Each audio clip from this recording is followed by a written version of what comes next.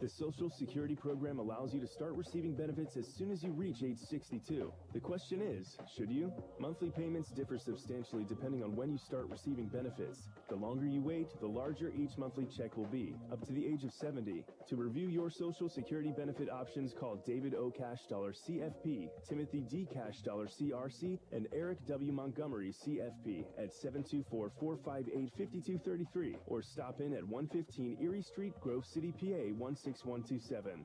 Registered representatives offering securities through Cetera Advisor Networks, LLC, member FINRA, SIPC. Dave Cashdollar and Eric Montgomery also offer advisory services through Cetera Advisor Networks, LLC, a registered investment advisor. Cashdollar and Associates, LLC is not a subsidiary nor controlled by Cetera Advisor Networks.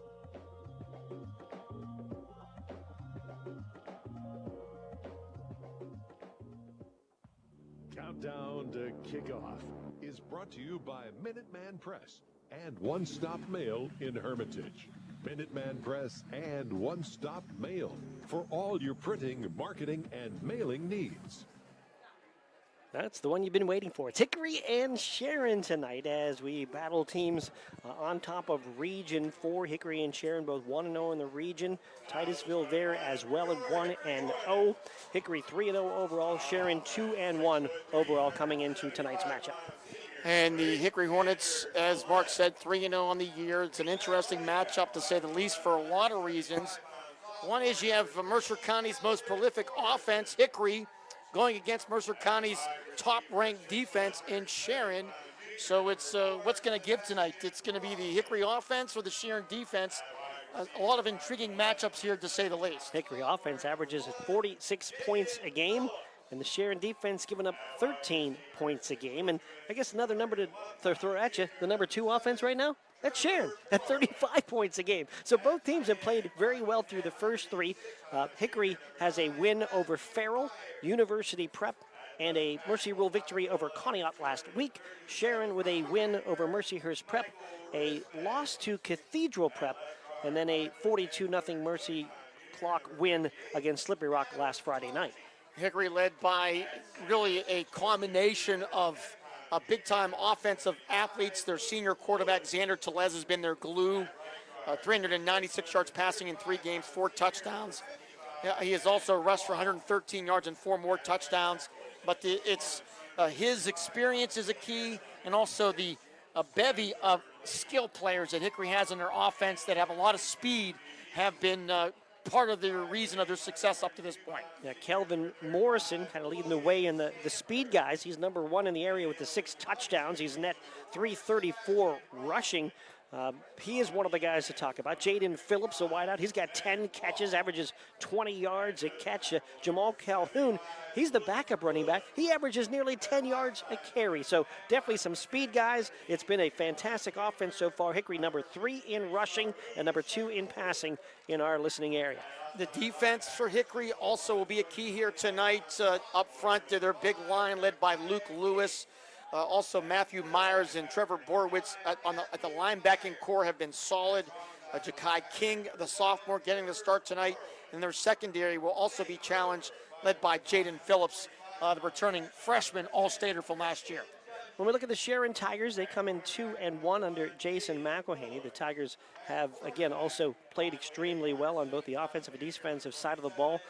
Some of the numbers on their defensive side a little bit skewed against the run because Cathedral Prep really, as they got through the second half, ran the ball extremely well, wore down the Sharon Tigers. But if you take that out, everything else in the Sharon defense has been outstanding, giving up just those 13 points a game, led by a couple of guys inside in Bryson Roberson and up front in Brody Miller. And really, you look at this Sharon defense, and Miller and Roberson got a lot of the hype, rightfully so. 6'4", 230 pounds, 6'3", 230 pounds, seniors for Sharon. But this defensive line for Sharon, which includes Miller, along with Sean Bulick and Stone Root. Root, 5'11", 240, Bulick, 5'9", 240. These guys have been very hard to push around. I think that's going to be one of the keys here tonight. Can that Sharon front unit, the defense unit, slow down this big Hickory offensive line. I think that's going to be one of the big battles we'll be tracking throughout the evening. Yeah, Cathedral Prep ran against Sharon. Farrell was able to run against Hickory. Everybody else has been kind of neutralized, so that'll be certainly a key. Roberson got into the action on the offensive side last week as well. He was our Lock, Stock, and Reinhardt's Insurance Player of the Game. Last week, he had 2 touchdown catches of 10 and 11 yards. He caught 7 passes last week. And really, didn't really think going into the year that Bryson Roberson would be the team's leading receiver. He is here tonight, but one reason is because Bishop Root, their leading receiver and really their big play player, or one of them on the offensive side, is out with an injury and missed last week. He is not playing tonight. So Roberson kind of stepping in, Carmez Norris as well. Also some big catches. Brock Ondo's another one. But a big loss again for Sharon, not having Bishop Root on the field. Yeah, no doubt. So they lose something there, but Norris had a big catch last week down the middle at a 72-yard punt return. Ike Friday, again, continues to be solid as a runner. Friday, number 6 in the area, averaging about 100 yards a game, 309 net. Anglemore passing, maybe a little bit of a surprise. It comes in for Mr. Ham. He's number 1 in the area with 5 touchdown passes. So you've got some guys that have done the job. And, Bob, this game might come down to 2 guys we don't talk about ever. The kickers, Logan Stanford and Lucef Cannon, number 1 and number 2, and extra points made this year percentage-wise in the number they've made. So who knows? Somebody's going to make a big play tonight and turn this game. And, you know, Anglemore is one of those players where he is getting better each and every week. Had a really good throwing game a week ago. Coach McElhaney will talk about it in my interview, how he likes his progression, and this is the big spotlight. They've had some big games. Cathedral Prep was a huge game for Sharon. They got pushed around, but this is the one they'll be talking about for weeks and months to come. Coach's interviews come up next, so stay with us. We'll hear from Jason McElhaney on the side of the Sharon Tigers and Bill Dungy on the Hickory Hornets side. Stay with us. Those come up next right here on your home for high school football, Sports Radio 96.7 and on Facebook Live.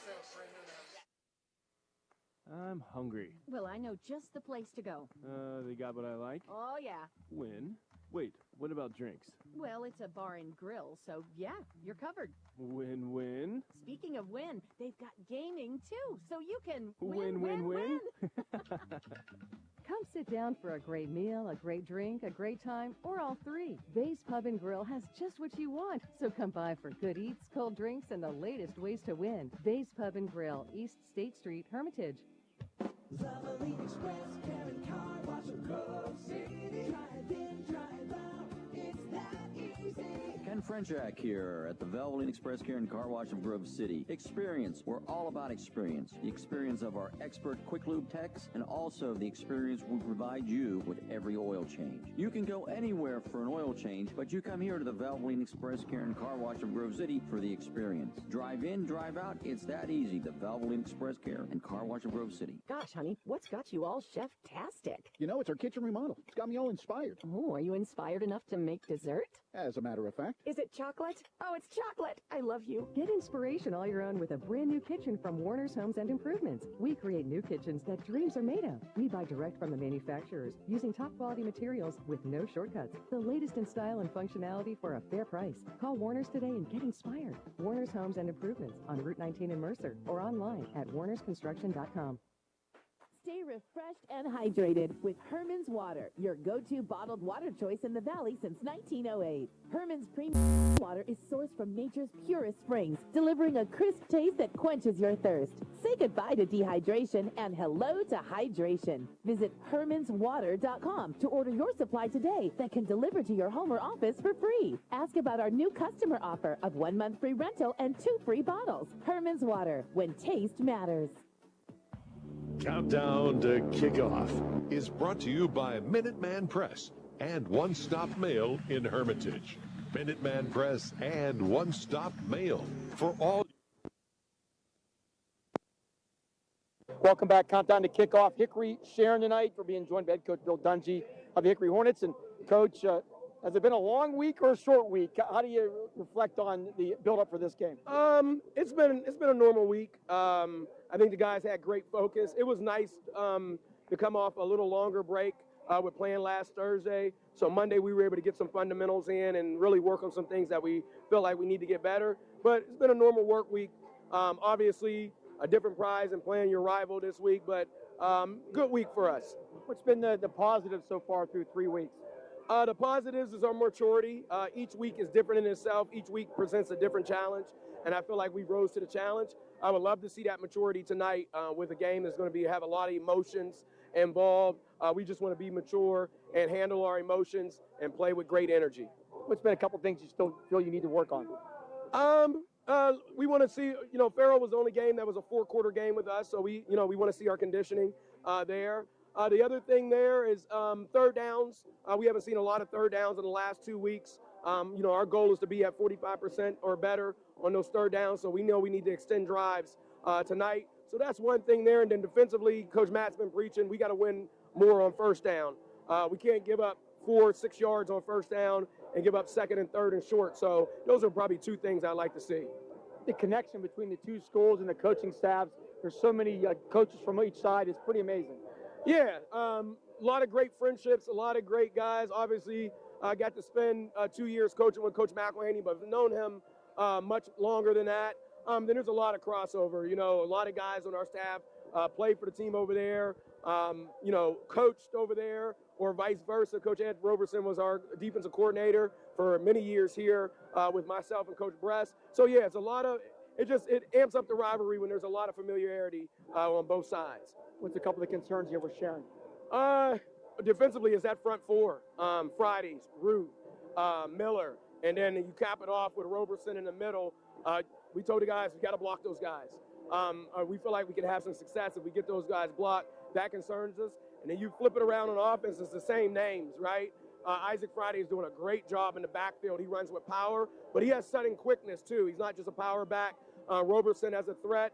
And then outside, they have 2 good receivers that we're worried about there. So we really got to come to play. We expect nothing else than a hard-fought game, and hopefully we can come out on top. They've also had some returns for touchdowns this year on special teams. Yeah, always. They always do a good job on special teams. When you have good athletes like they have, you're always going to be successful there. So, yes, we're very aware of that. Our special teams, we felt like it's been a strength the first 3 weeks, and we want to continue that. But, yeah, they're always difficult to prepare for on punt and kickoff return. Just a key or 2 for Hickory to win. No turnovers, right? We want to control the football, not turn the ball over. Number 2, we got to swarm to Friday. We got to get multiple bodies on him.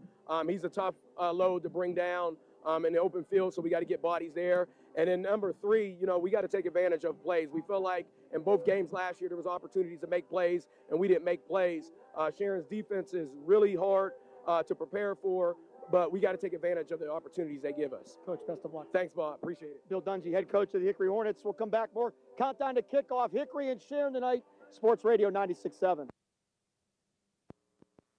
Picture this.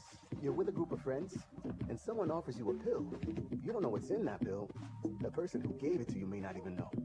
By taking it, you may increase your risk of an overdose. Every day, nearly 300 Americans die from a drug overdose. Get the facts. Be your own advocate. Contact Mercer County Behavioral Health, Inc. in Mercer, PA at 724-662-2230 or visit cdc.gov/stop-overdose. Brought to you by the Hermitage, PA Rotary Club and the Mercer County Opioid Settlement Fund. Are you or a loved one looking for a senior living residence offering independent living and personal care? Then the Heritage at St. Paul's Senior Living Community in Greenville is right for you. The Heritage offers private apartments that provide the comforts of home with as little or as much personal care as you need. St. Paul's makes it easy to feel at home. Call 724-588-7610 or visit stpauls1867.org today for more information or to schedule a tour.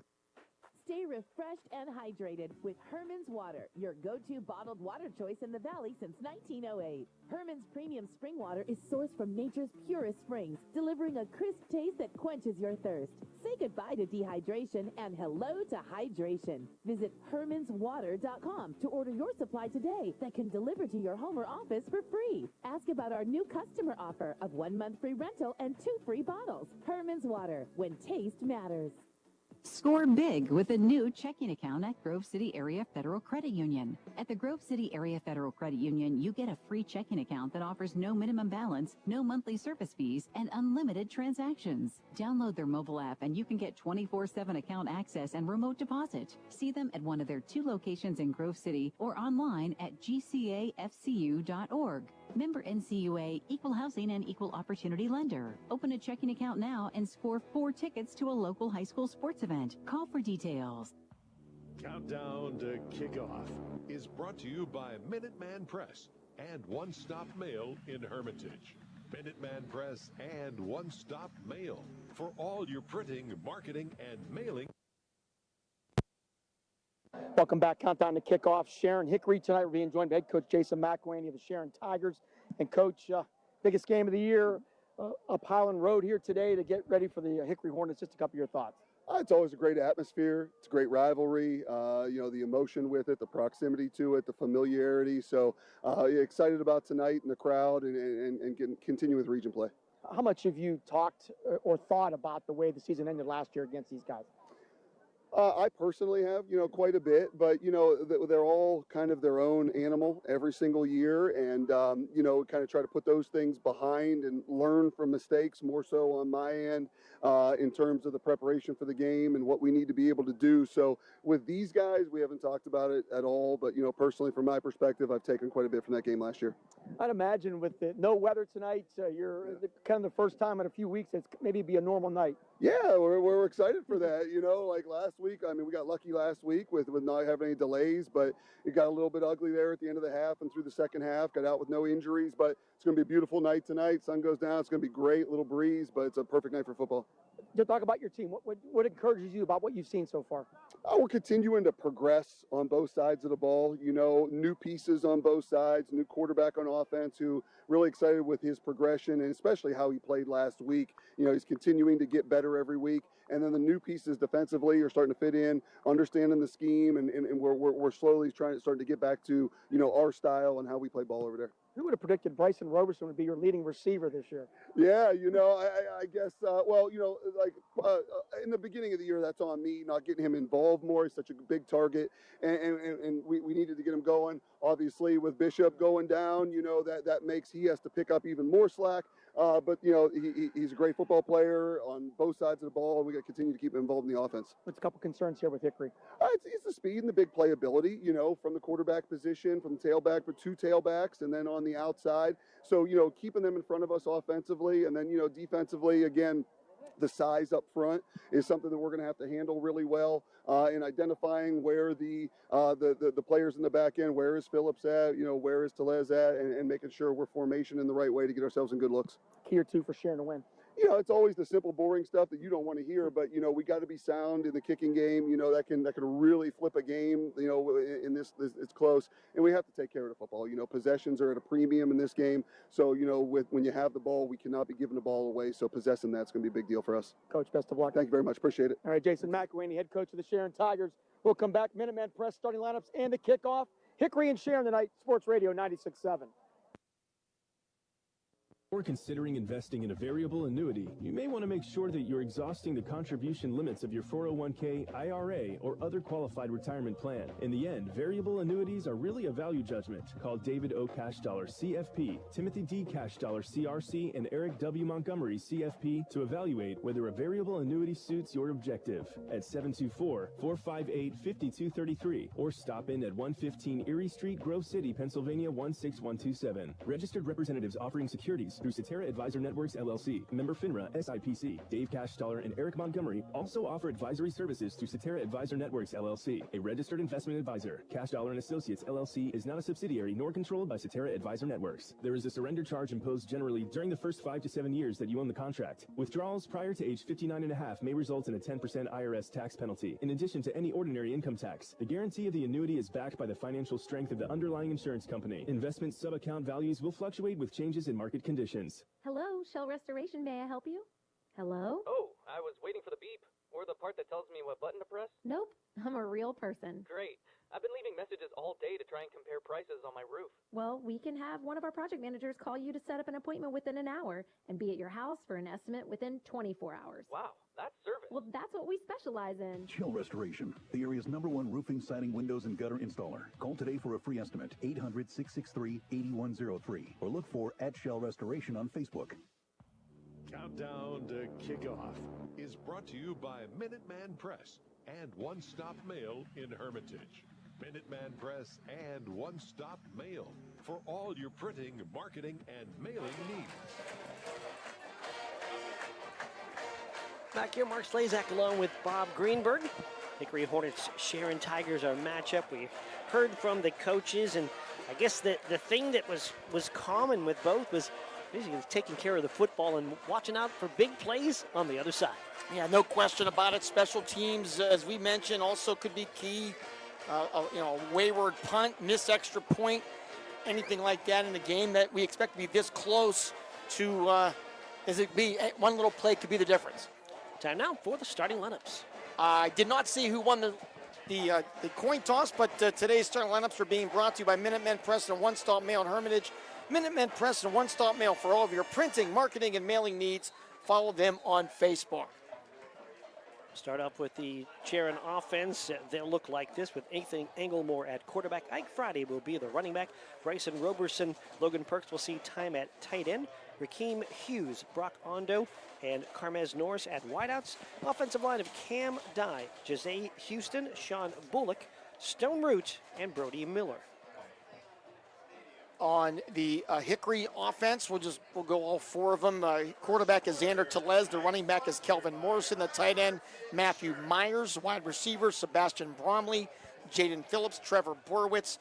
The tackles are Michael Risfe and Spencer Lee. The guards, Ben Walls, Adam Tawney. And the center is Big Luke Lewis. Defensively for Sharon, Brody Miller and Stone Root at defensive end. The nose guard, Sean Bullock. Also, the outside linebackers, Ike Friday, the rover, Cassius Hosey, inside Brock Ondo and Bryson Roberson. Navion Brown also at a linebacker spot, the corner. Carmez Norris along with Tyrion White at the free safety spot, Jafir Lampkins. Hickory defense up front, the ends are Ben Walls and Shakur. The nose tackle is Luke Lewis. Linebackers, Ja'Kai King, Matthew Myers, Trevor Borowitz. The rover is Christian Dundry. Safety, Xander Telez and Bobby Maynard. The cornerbacks are Jamal Calhoun and Jaden Phillips. Our referees today include Rick Witten as the referee. The umpires, Travis Zuschlaw, Chuck Schwartz, the head linesman, Tom Davis, the line judge, and Brad Jella is the back judge. Hickory Hornets wearing a new red jersey today with black numbers, a white helmet, and black pants. And the Sharon Tigers, our visitor today, they'll wear a white jersey with black numbers outlined in orange. They have black pants and a black helmet. Big crowd here, as you would imagine, at Hickory Hornet Stadium. Beautiful night for football. And looks like Sharon has won the toss, and they will defer. So Hickory will get the opening kickoff. And we are just moments away from kickoff. A beautiful night for football. No chance of rain. We'll take a quick time out. Be ready for the kickoff. When we return, you're home for high school football right here, Sports Radio 96.7 and on Facebook Live.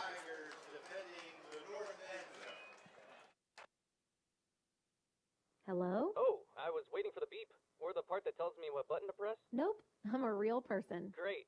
I've been leaving messages all day to try and compare prices on my roof. Well, we can have one of our project managers call you to set up an appointment within an hour and be at your house for an estimate within 24 hours. Wow, that's service. Well, that's what we specialize in. Chill Restoration, the area's #1 roofing, siding, windows, and gutter installer. Call today for a free estimate, 800-663-8103, or look for @Shell Restoration on Facebook. The first quarter is brought to you by the Grove City Area Federal Credit Union. Banking, but better. Well, if you do, then that...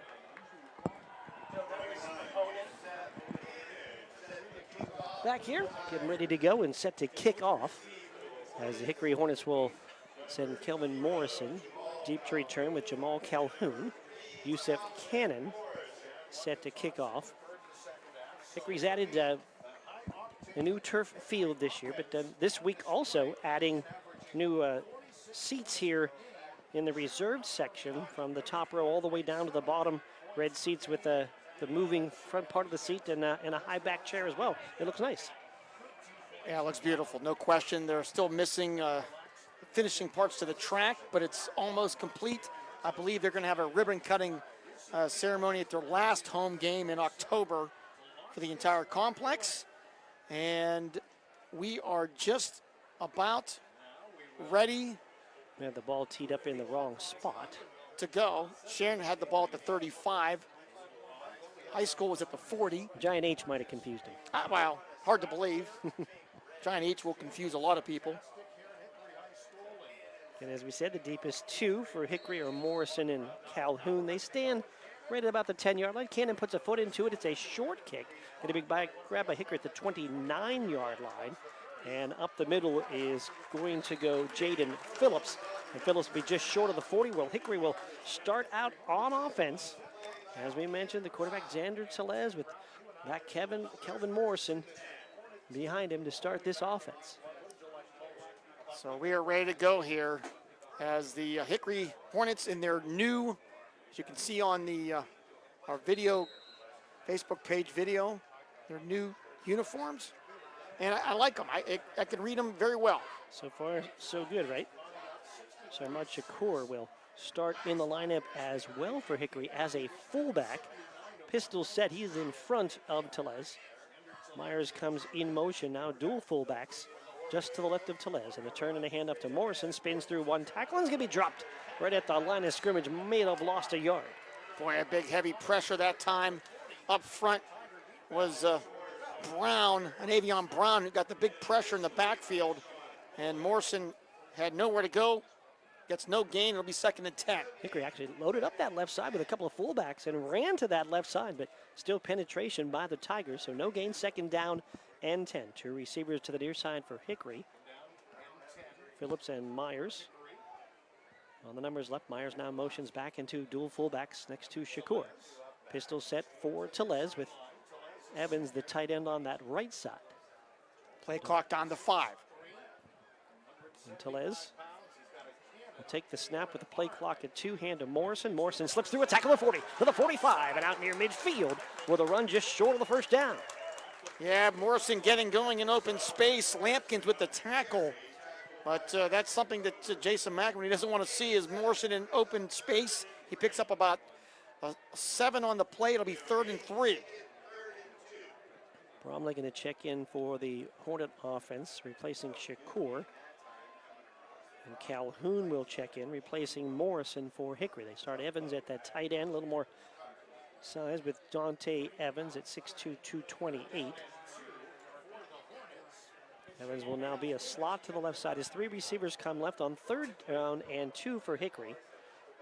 From about the 48-yard line, here's a handoff. Calhoun up the middle, hit at the line of scrimmage, but drives forward, gets the first down, still on his feet, and will work near the 45-yard line of Sharon. And that's a power running there. Brody Miller had his mitts on Calhoun, but not able to bring him down. Calhoun's legs were churning. He picked up 6 yards and a Hickory first down. Calhoun at 5'8", 170, came in average of just under 10 yards a carry. Calhoun to the top in the area in that category, and Morrison averages almost the same.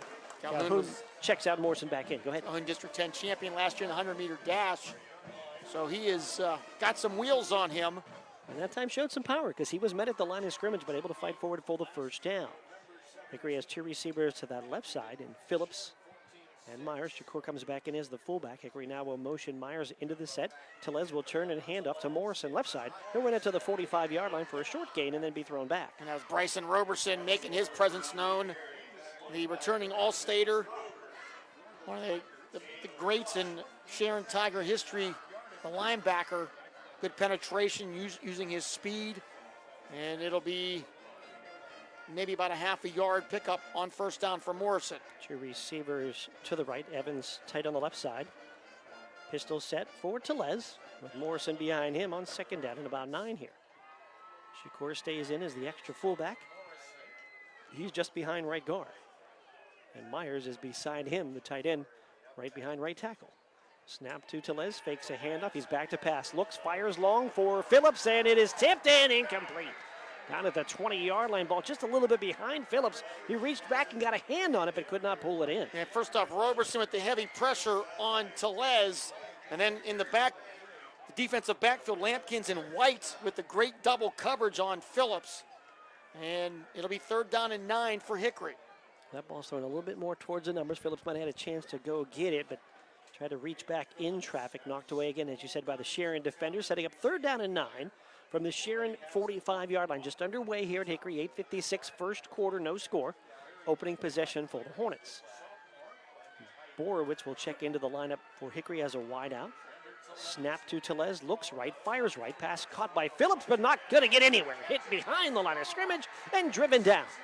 And that's Tyrion White there sniffing out that play. And it'll be no gain. It'll be 4th and 10. Hickory have to punt it away here on their opening drive. And try to get Phillips in that right flat on a one-on-one matchup, but White held him up, and then Friday came to finish him off. And Bromley will come on to punt for Hickory with Carmez Norris dropping deep to return. Norris had a touchdown return of 71 yards a week ago. First update of the night, Jules Johnson back. 4-yard touchdown run. Farrell 7, Mercer nothing. Bromley stands at about the 39-yard line. Takes the snap, pressure coming, runs right, kicks it, and the ball quickly out of bounds. So it's a high angle kick to the right side, so you're not going to get a lot out of that. One official's marking it at around the 35-yard line. And they didn't line it up. I think that's where they're going to put it. It was on one of those rugby kicks there. Yeah, he was trying to get away from coverage. And they're going to mark it right at the 35, so short kick. Yeah, really about 10, 11 yards at the most. So Sharon will get the ball in pretty good field position. And do we have a timeout? I believe we have a media timeout in the actions. We're going to take a timeout as well. No score with 8:07 to go in the first quarter. Back with more in a moment on your home for high school football, Sports Radio 96.7 and Facebook Live. Big with a new checking account at Grove City Area Federal Credit Union. At the Grove City Area Federal Credit Union, you get a free checking account that offers no minimum balance, no monthly service fees, and unlimited transactions. Download their mobile app and you can get 24/7 account access and remote deposit. See them at one of their 2 locations in Grove City or online at gcafcu.org. Member NCUA, Equal Housing and Equal Opportunity Lender. Open a checking account now and score 4 tickets to a local high school sports event. Call for details. The first quarter is brought to you by the Grove City Area Federal Credit Union. Banking, but better. The Hickory first drive stalls in the 45-yard line area of Sharon. Then a short punt, just about 10 or 11 yards. With Sharon the football for the first time at the 35-yard line. No score, Hickory and Sharon. I'm Mark Slazak along with Bob Greenberg. Art Shannon back at the studio. Lee Gross running the camera on our Facebook Live feed. I would imagine that Sharon right now pretty jacked up about this game. Not many picking Sharon to win. They're the underdog. Everybody picking Hickory. And that defense making a pretty good statement on that opening drive, limiting Hickory to just a 1 first down, but having to punt. Sharon offense, Ethan Engelmore, the quarterback, Ike Friday, the running back, Bryson Roberson, Logan Perks at tight end, Hughes and Ondo, along with Norris at wideout spots, Dye, Houston, Bullock, Root, and Brody Miller, offensive line. Engelmore in a shotgun set with Friday behind him. Roberson will motion to his right. 1st and 10 from their own 35. Hand to Friday, left side, hit the backfield, driven back, and he'll go down for a loss. Boy, there was a couple Hornets here. Friday had no chance, and that was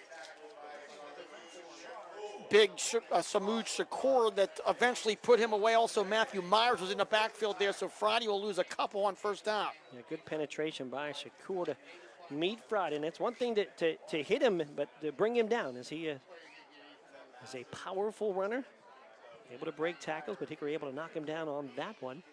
That Hickory defense for you. The second on 2nd down and 12 here for Sharon, moving left to right now from the 35. Shotgun snap to Engelmore, looking long over the middle. He's got Norris wide open. He makes a catch at the 30, 20. He's gonna go 10, 5, and in the end zone for the Sharon touchdown. 67 yards from Engelmore to Norris. What a catch by Norris on his fingertips. And the Sharon Tigers have taken the lead here 6-0. And it was. He reached out, had just enough reach to grab that football by the fingertips haul it in, and then outraced all Hornet defenders to the end zone for the touchdown. And Sharon with a quick 6-0 lead. Single coverage back there, and Norris beat his man, showing his great speed. And Anglemore, we talked about his improvement each week, and he comes up huge here tonight, early on here for the Tigers. Yusef Cannon at the goal to our right to attempt the extra point out of the hold from Ethan Anglemore.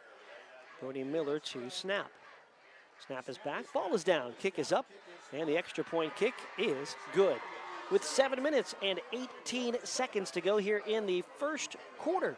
It is Sharon 7, it's Hickory nothing, and we're back with more in a moment on your home for high school football, Sports Radio 96.7 and Facebook Live.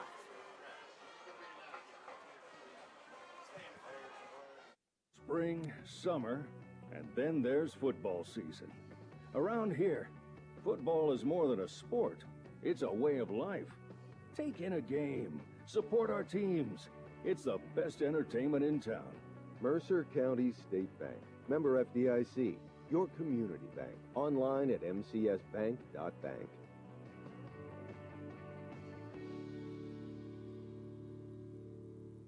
The first quarter is brought to you by the Grove City Area Federal Credit Union. Banking, but better. Both coaches talked about big plays. Sharon gets the first one. 67 yards of the touchdown pass from Ethan Anglemore to Carmez Norris. Anglemore with his 6th touchdown throw. That leads everybody in our area. And Sharon Tigers on top 7-0 after the Cannon extra point. That's Norris's first touchdown reception of the year. He has 2 punt returns for touchdowns, including our lock, stock, and barrel play of the game last week. Drive numbers on that one? And he will have an inside track of maybe getting to play the game this week. We'll see. That's true. Sorry to interrupt. That was a 2-play drive, 65 yards, and it was 53 seconds. You mentioned taking single coverage on that outside on Norris, and he worked to the middle, and what a catch. Fingertip grab at around the 30, 25-yard line, and then able to run it in for the score. The Sharon Tigers strike first up 7-0. Hickory 3-0 on the season coming in. Sharon Tigers coming in at 2-1. Both teams 1-0 in region play. Nemo Jones, 73-yard touchdown pass for Farrell. They lead 13-0 over Mercer. Xavier Zacharich had a 34-yard touchdown run for Reynolds, 6-0. And then Jaden White returned the kickoff, 85 yards. For Sharpsville, it's Reynolds 6, Sharpsville 6 down at the Pines. So great start to high school football here in week 4. Calhoun and Morrison deep. Cannon set to kickoff. A line drive kick comes to the up man at the 25-yard line. That's Phillips to the 30, outside 35, cut back 40 to the 45, cross midfield, and he's into Sharon territory at the 44-yard line. And that's what Hickory needed, a little spark there after giving up the big play. And I was just looking, Hickory has not trailed in a regular season game since last year against Sharpsville. They were down 7-6 in that first quarter. So down here early on, and the Sharon Tigers feeling pretty good about themselves here with their start. But the kicking game, not wanting to kick the ball deep to Calhoun or to Morrison, but one of the up men is Jaden Phillips, who's electrifying with the ball as well. So Hickory able to take advantage of that. 2 receivers to the right for the Hornets. Flickinger tight on the left side. Morrison in the back. He's to the left of Tellez. Hand off to Morrison, trying to sweep right side. Bounces to the outside, gets the corner for a second, and then driven down. Crosses the 45 and gets down to about the 42-yard line, maybe the 41. And a few words after the play, as you might expect in a rivalry game. That's one of the things, too, that Coach Dungy talked about, Bob, when you talked to him in pregame, as he talked about controlling the emotions, be mature, handle emotions on big plays, good and bad. Hosey, one of the Tigers, in on that tackle. So it'll be 2nd and 5 for Hickory. 6:35 to go, first quarter. Sharon on top, 7-0. Phillips will be the receiver to the right side. Borowitz will come to the near side. Pistol set with 2 backs. It's now shotgun with 2 backs. And they hand to Morrison sweeping to the left side. Tries to get the outside and does. He's the 40 with a stiff arm and spun down with a nice tackle in the open field as Norris will pull him down at about the 38, keep him short of the first down. Yeah, the great tackle by Karamez Norris, the 6 foot, 170-pound junior. Because if Morrison gets around him, he had a lot of green space. You pick up just a couple, it'll be call it 3rd and 2. It looked like he had an opportunity to get there too, but yeah, great open field tackle by Norris to keep Morrison a couple of yards short of the first down. Hickory bringing some skill players in, bringing some of the big guys out of the lineup. Calhoun will come in on 3rd down as well. Bromley to the near side. Borowitz to the near side. Now 3 receivers to the near side with Myers tight on the right end. Quarterback Xander Telez in a shotgun on 3rd down and a couple. And it's a hand up the middle. And it's Calhoun, and the Pyre will move. And Calhoun will put their head down and pick up the first down at the 34-yard line of Sharon. Yeah, it's a big blocking up front, leading the way.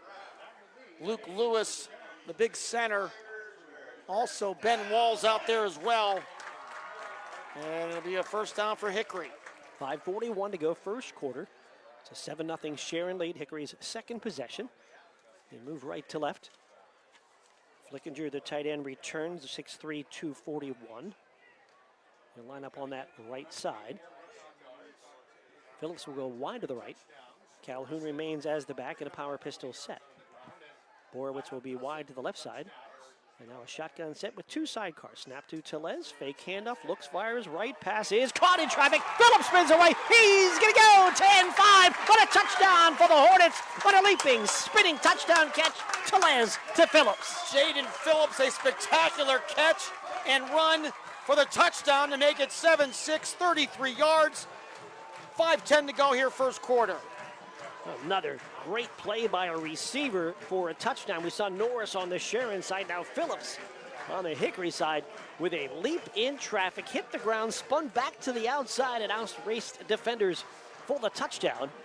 And Logan Stanford will be on to try to attempt the extra point. Goal to our left to tie this game at 7. Snap is back, ball is down, kick is up, and that kick is good. And with 5 minutes and 10 seconds to go here in the first quarter, it is Sharon 7 and Hickory 7 right here on your home for high school football, Sports Radio 96.7 and Facebook Live. Unlock your business potential with Hermitage Minuteman Press. From eye-catching designs to professional printing, Hermitage Minuteman Press are your local experts. Boost your brand with stunning business cards, brochures, banners, apparel, and more. The Hermitage Minuteman Press team ensures top-quality results with lightning-fast turnaround. Plus, their marketing solutions will take you to the next level. Elevate your image and stand out from the competition. Experience excellence in printing and marketing at Minuteman Press today. Minuteman Press, 3170 East State Street in Hermitage. Online at hermitage.minutemanpress.com or follow them on Facebook. Mention this ad and receive 10% off your first order. The first quarter is brought to you by the Grove City Area Federal Credit Union. Banking, but better. Hickory Hornets matched the Sharon Tiger touchdown moments later. 33-yard touchdown catch on the pass from Xander Telez to Jaden Phillips. Logan Stanford with a point after, and we are tied at 7. 5 plays, 44 yards, 2 minutes and 8 seconds. And Jaden Phillips' 3rd touchdown reception of the year. And Xander Telez, his 5th touchdown pass of the season. And it was just a little bit of a high pass in traffic. Phillips makes an acrobatic catch, stays on his feet, does a little spin move, and the rest is history. We are tied at 7. 3 returners are deep for the Tigers. Deepest man is Norris. Stanford's kick, and a fair catch was called by Ondo, and then the ball taken by White, and I don't know if there's confusion. White goes down after a short return. Ondo was trying to call for a fair catch. White came up and took it off of him, and then returned the ball, and they're going to mark the ball at the 24. Hickory coaching staff on the sidelines trying to let the official know, and a little discussion right now, but does not look like that's going to impact anything. It'll be Sharon ball at their own 24, 1st and 10. Yeah, no flags there, so we'll go with the play. I've never seen that. One guy call for a fair catch, but a different guy catch it. And it'll be an I formation, a shotgun formation with Friday as the deep man for the Tigers. 2 receivers left, and a handoff to Friday, and Friday will push up the middle, but not much there. It looks like he's going to lose yardage on first down from their own 24-yard line. Yeah, not much there. Shakur again in the middle of that. Sarmud Shakur getting the start here tonight, and off to a good start. That'll be about a yard or so loss on first down. And at this point, Isaac Friday has had a really great start to his season. He's averaging, 7 yards per carry. And Sharon really needs to get him going here. He has 2 carries for -3 yards here tonight. Ondo and Norris will move to the left side. And now Norris will flip and come to the right, and the handoff to Friday. Friday trying to find space on that right side, and he's going to go down for a short gain as he's swallowed up on that end. Kristen Dungy makes the initial hit there. The freshman, 145-pounder. Plays that rover spot for the Hickory defense. Ben Wall's there as well off that defensive left end, setting up 3rd down and 9 for the Tigers. Beautiful night for football here in Hermitage. Huge crowd, as you would imagine. Senior night here as well for Hickory. They just have one more home game, so that last game is set aside for homecoming, so they had to do senior night tonight. Rakeem Hughes in the lineup. He's a wide receiver, wide left. There's a slot left and a receiver right, and we've got whistles and a flag. It looks like delay of game to go against the Tigers as the clocks hit 0. Play clocks on both ends this year, new to Hickory. Big clocks there with bright red numbers. New scoreboard with a video board as well here at Hickory to go with the resurfaced track and the new stadium chairs here in the bleachers. So now it'll make it a little tougher for Sharon. It'll be 3rd and about 15 from their own, just inside their own 20. And what will Sharon dial up here on this 3rd and long? Ondo and Norris to the left side, snap to Englemore. He looks that side, pass caught. No, it's incomplete through the hands of Ondo in traffic at about the 22-yard line. It would have had to be a pretty good catch and run to get a 1st down as he caught the ball behind the original yard markers on the far side. Could not haul it in, and it'll be a 4th down and punting situation for Sharon. Well, that's 2 possessions for Sharon, and they have no positive runs. So that's just kind of a thing to think about there. They had the big splash play, but that is going to be trouble if they are not able to run the ball consistently here tonight. Yeah, Friday came in averaging over 100 yards a game. Englemore back to punt. And he will get the ball away on a high short kick. Fair catch called for, and Phillips will make that fair catch at the Sharon 45-yard line. So Hickory now will start in Sharon territory for their 2nd consecutive possession. And they'll be at the 45-yard line. Sharon Tigers scored on a 67-yard touchdown pass. Ethan Englemore to Carmez Norris. Hickory answered with a 33-yard touchdown pass. Xander Telez to Jaden Phillips. Cannon and Stanford with extra points, and we are tied here at 7. The Hickory offense makes their way back on the field with good position to start this drive. Good field position at the 45-yard line of Sharon. Sharpsville scored again on an 11-yard touchdown run by Curry. 2-point conversion failed. Sharpsville 12, Reynolds 6. 3:51 to go first quarter down at McCracken Field. Back in the set is Morrison to the right of Telez in the shotgun. 2 receivers to the left side. Snap to Telez, fake handoff. Telez with the keeper. Bounces it out right side, cut back at the 45. A flag behind him as he dives inside the 40-yard line. Pick up about 6 there on Telez's first run of the night. But that flag would most likely indicate this is going to come back. Rick Whitten, our referee, looks over to the Sharon side to get their opinion on the penalty. Rick's nickname on the golf course, Long Hittin' Rick Whitten. It's a ball a long way. It's a hold against Hickory. Not far enough, though, to be one of the guys you put on your all-star teams of scramble guys. Never teamed up with Rick Whitten yet? I have a very, very tough scrutiny to pick them players for my team. They have to be what, semi-pro or pro? All-American or pro, All-Americans. Yes. One of those Should be All-Americans. So yes. Rick is not that, but he hits it far. 1st and 10 now. Hickory moves back now. 1st and 20, I should say, after the 10-yard penalty. 3 receivers left, and a fake handoff. Telez back to pass. He's in trouble, and he's going down. He's a sack. He's going to be back inside the 35-yard line. And who else but Bryson Roberson eventually brings down Telez. Also, Ike Friday was in the backfield as well. It'll be a huge loss on a play all the way back to the 34-yard line, a loss of 11 yards. Good pressure. Stone Root made it hard as well, and there's a flag on the play to go with it. It sits at about the 42-yard line. Personal foul and a face mask. It will go against Hickory. Nope, he pointed the wrong way. Now points the other way against Sharon. So face mask against Hickory, apparently on the sack there. And they changed it and put it against Sharon. So face mask against Sharon. First pointed towards Hickory and then repointed towards Sharon. What a huge call there, because it would have been second and forever. Now, let's see where this from the spot or from the line of scrimmage. Let's see where they marked us from. Officials still looking to the sidelines. Hickory, the ball's spotted right now at the 48, but they haven't marked the penalty.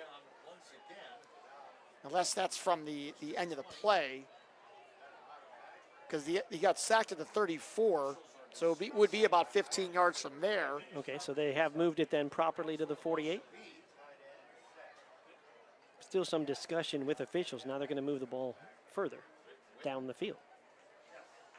And the ball's now moved back to that original line of scrimmage at the 35-yard line. So that the face mask had to occur maybe at the 40. Yeah, the flag was sitting around the 40, 41-yard line. So it's going to be first down and 10. So after all of that, we're back to 1st and 10. Hickory has Bromley to the near side as a receiver. Phillips to the far side. And a pistol set, and Tellez will hand off to Morrison. Morrison stutter step to the 40 to the 35 as he bursts through and picks up a first down before being knocked down close to the 30-yard line. And just circle that penalty there, Mark. A huge penalty that negated a big sack. It would have been 2nd and 30 for Hickory. Instead, they get 1st and 10. Now they get a first down, and they're down to the Sharon 32-yard line. I'm writing that down like you told me to. And I think that is a huge play. And Hickory now with a little momentum back as they get the first down run by Morrison. They move the ball officially to the 32-yard line of Sharon. 2:03 to go first quarter, 7-7 tie, Hickory and Sharon. Juju Johnson has scored again. Farrell leads Mercer 19-0 in the first quarter. Again, double tight ends for the Hornets. 2 wides as well, 1 back in the set. It'll be a hand to Morrison, trying to get outside left. Morrison 35, Morrison 30, Morrison 25. He goes to the 20-yard line, slips through a tackle. He's still on his feet. A move at the 20 and dives down inside the 15, and he's down near the 13. Oh, what a run. Calvin Morrison, every which way but loose on that run. He picks up 19, a first down into the McCandless Ford Mercer and Meadville red zone. First trip for either team in the red zone. They both ran through it on a touchdown catch. But this time, first down Hickory in the red zone on the run by Morrison to the 13-yard line. And Sharon, even with good speed on the edge, could not catch Morrison around the corner. And Morrison gets the big first down run. So from the 13-yard line,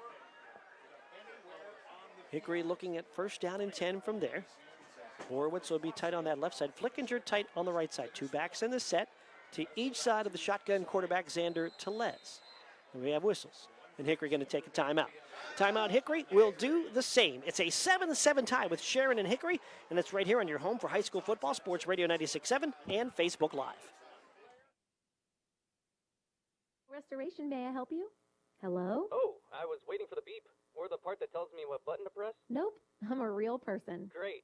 I've been leaving messages all day to try and compare prices on my roof. Well, we can have one of our project managers call you to set up an appointment within an hour and be at your house for an estimate within 24 hours. Wow, that's service. Well, that's what we specialize in. Chill Restoration, the area's #1 roofing, siding, windows, and gutter installer. Call today for a free estimate, 800-663-8103, or look for @Shell Restoration on Facebook. The first quarter is brought to you by the Grove City Area Federal Credit Union. Banking, but better. Mark Slazak, Bob Greenberg back with you from Hickory High School. Lee Gross on the Facebook camera. Art Shannon back at the studio. And it's been a great first quarter. Hickory and Sharon both with the long touchdown passes. A 7-7 tie. Hickory knocking on the door here now. First down at the 13-yard line of Sharon. Yeah, it's a really exciting start. Last year, first game was a shutout, 12-0. And Sharon dominated the regular season matchup, and then that championship game was another slugfest. 14-6. Hickory's going to be in the shotgun set. The back is Morrison. He's to the right of Tellez. Double tight ends again. Two receivers to left. Bromley comes in motion. And Tellez will hand off to Morrison. And Morrison going to be hit in the backfield and ripped down. Stone Root with penetration to knock him back. And we talked about Stone Root and this strong physical defensive line for Sharon. And we get our first look at Stone Root with a big play. It'll be a loss of about 7 all the way back to the 20. You do that pitch out of the shotgun, you're only starting about 7 yards behind the line of scrimmage, and really good penetration by Root to blow that play up early. Morrison never happy to just kind of run into a guy and go down, try to make a move, gave a little bit of ground, but Root able to hang on. And a loss on the play, puts the ball back to about the 20-yard line. Two receivers right, a wing to the left side, snap to Tellez, back to pass. Looking right, nothing there, running left to the 20, puts his head down, bangs through a man, and is down to about the 17-yard line. Norris with the tackle, and Tellez making the good decision. There was nobody open downfield, good coverage, and he just takes it under, and he will pick up about maybe 4 on the play, maybe 3. Where are they going to spot this? And that will be the end of the first quarter, Mark. That ends the quarter. Put the ball about the 18-yard line by the time they fight. Actually, 17. They'll be at the 17-yard line when we return, but we'll take the break with a 7-7 tie after 1 quarter. Hickory and Sharon tied up. It's your home for high school football, Sports Radio 96.7 and Facebook Live. I'm hungry. Well, I know just the place to go. They got what I like? Oh, yeah. Win. Wait, what about drinks? Well, it's a bar and grill, so yeah, you're covered. Win-win. Speaking of win, they've got gaming too, so you can Win. Come sit down for a great meal, a great drink, a great time, or all three. Bay's Pub and Grill has just what you want. So come by for good eats, cold drinks, and the latest ways to win. Bay's Pub and Grill, East State Street, Hermitage. The second quarter is brought to you by Cash Dollar and Associates, where they have the client and only the client in mind. Getting ready to start this second quarter of action. Hickory 7, Sharon 7. Mark Slazak along with Bob Greenberg.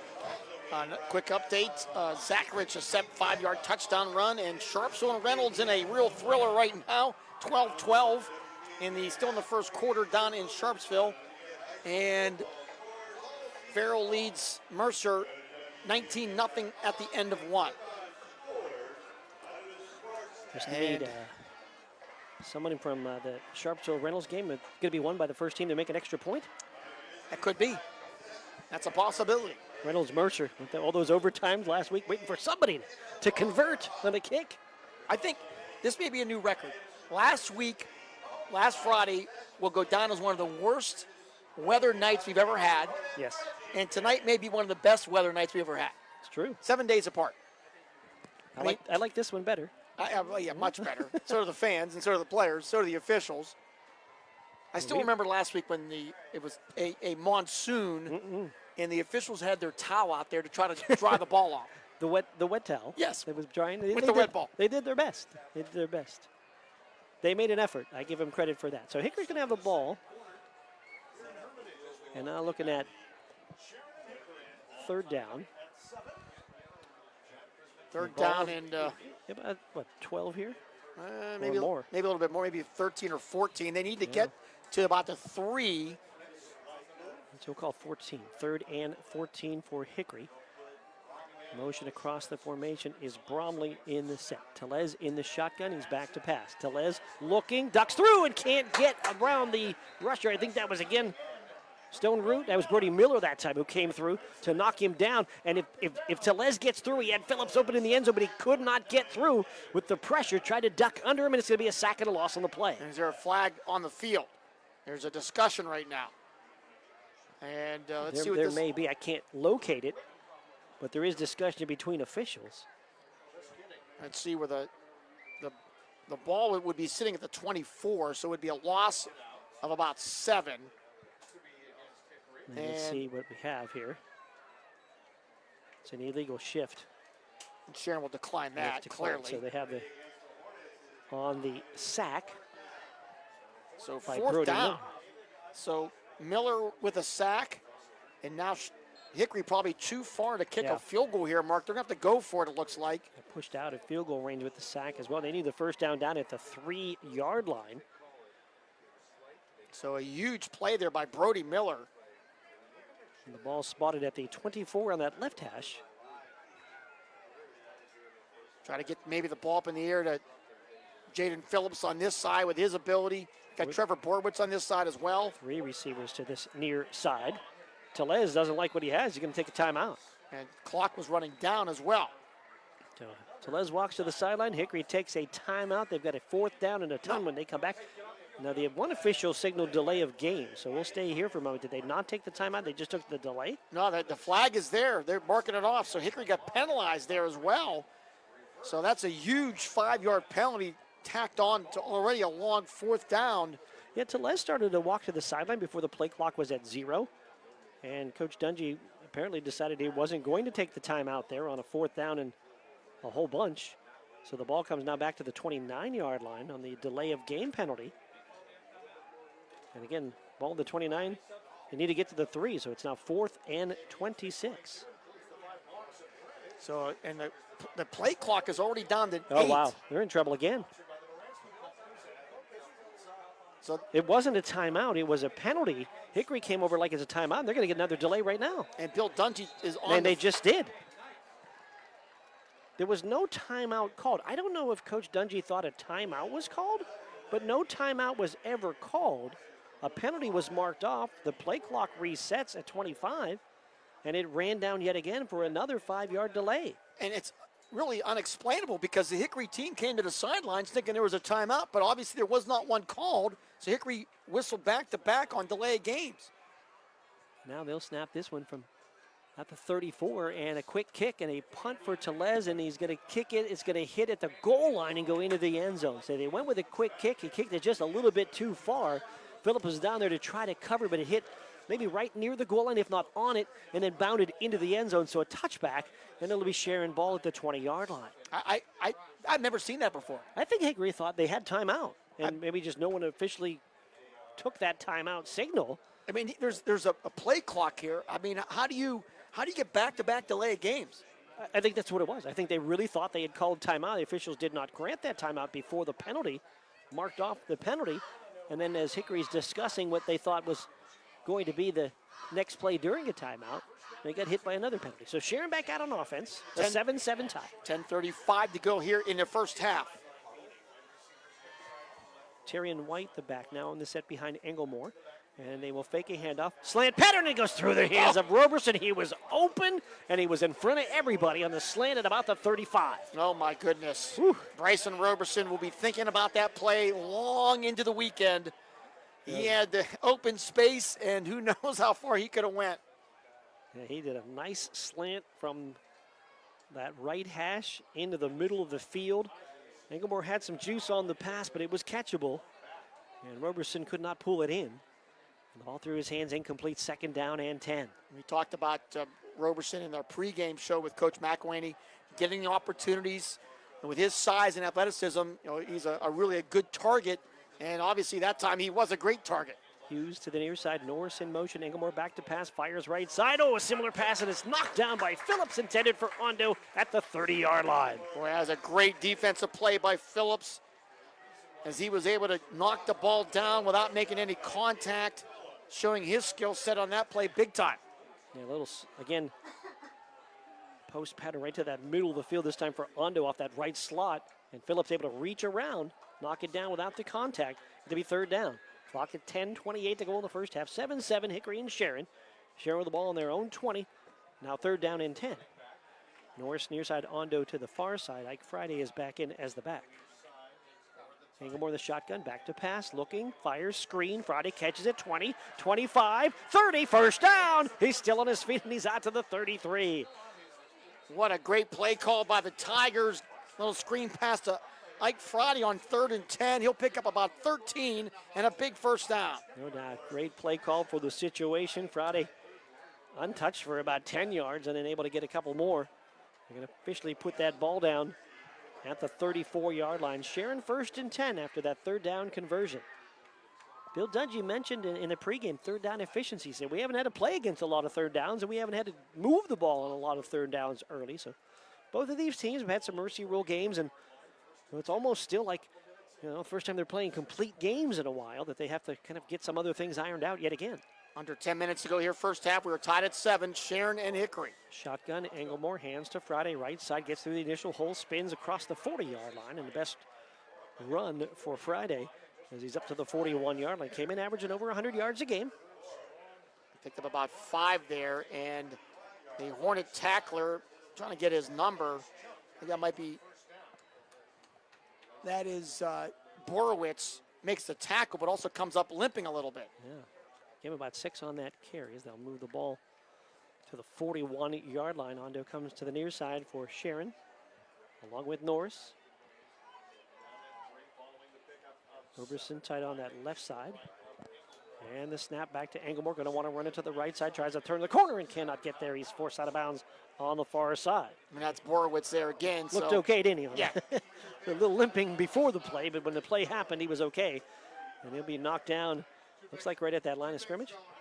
Yeah, didn't get much. They'll mark it at the 41 yet again. Sharon's 10th play from scrimmage here offensively. They've had 5 runs and 5 passes so far. That's the first run for Englemore. Update, Lakeview leads Maplewood 14-7. At Blake Skiles with a 50-yard run. What a year he has had so far, the speedster. Yeah, no doubt. So third down and about 3, maybe 3.5 here from their own 41-yard line. Englemore will turn and hand off to White. He has a spin to the backfield, a first down, bounce it outside. He's to the 45, trying to turn the corner, the 50, and out of bounds into the Hickory bench. He's in Hickory territory, as he will be at the 48-yard line. And that'll be a big pickup. Let's see where they officially mark this at the 48. It'll be a pickup of about 11 for White. His first carry of the night, showing his speed. And now Sharon into Hickory territory. And that's, White got pushed out of bounds. If you saw it on video, if you're on the sideline, you better have your head on a swivel, because you got the cooler, you got a trainer, you got a couple of ball kids got to run into, and you're right. Pay attention. Here's Englemore, back to pass. Now he's going to run to the 50 and slides, and then a hit after the slide as he slides inside the 45-yard line to the 44. No flag on the hit on the slide. Englemore sliding to go down and got hit as he hit the ground. And now there might be a flag here. Couldn't see it at first. And a sideline warning against Hickory is the reason for that flag. Sideline warning in a lot of cases isn't this a traditional sideline warning, as in you're on the field. This is, okay, we've had enough of you talking and you're screaming, we can hear you. We're just warning you, we don't want to flag you. And I'm sure there was some chirping on that side, but oh well, be 4 yards for Englemore, 2nd and 6. And everybody on the Hickory side is back behind the White, so they were warned, they back up, and just Coach Dungy now and a couple of other coaches on the White, all the players have backed up. But it's 2nd down and 6 here for Sharon. And while the 44, and Sharon's going to take a time. Play clock was down to 1. Timeout on the action will take time. 7-7, Hickory and Sharon right here on your home for high school football. Sports Radio 96.7 and Facebook Live.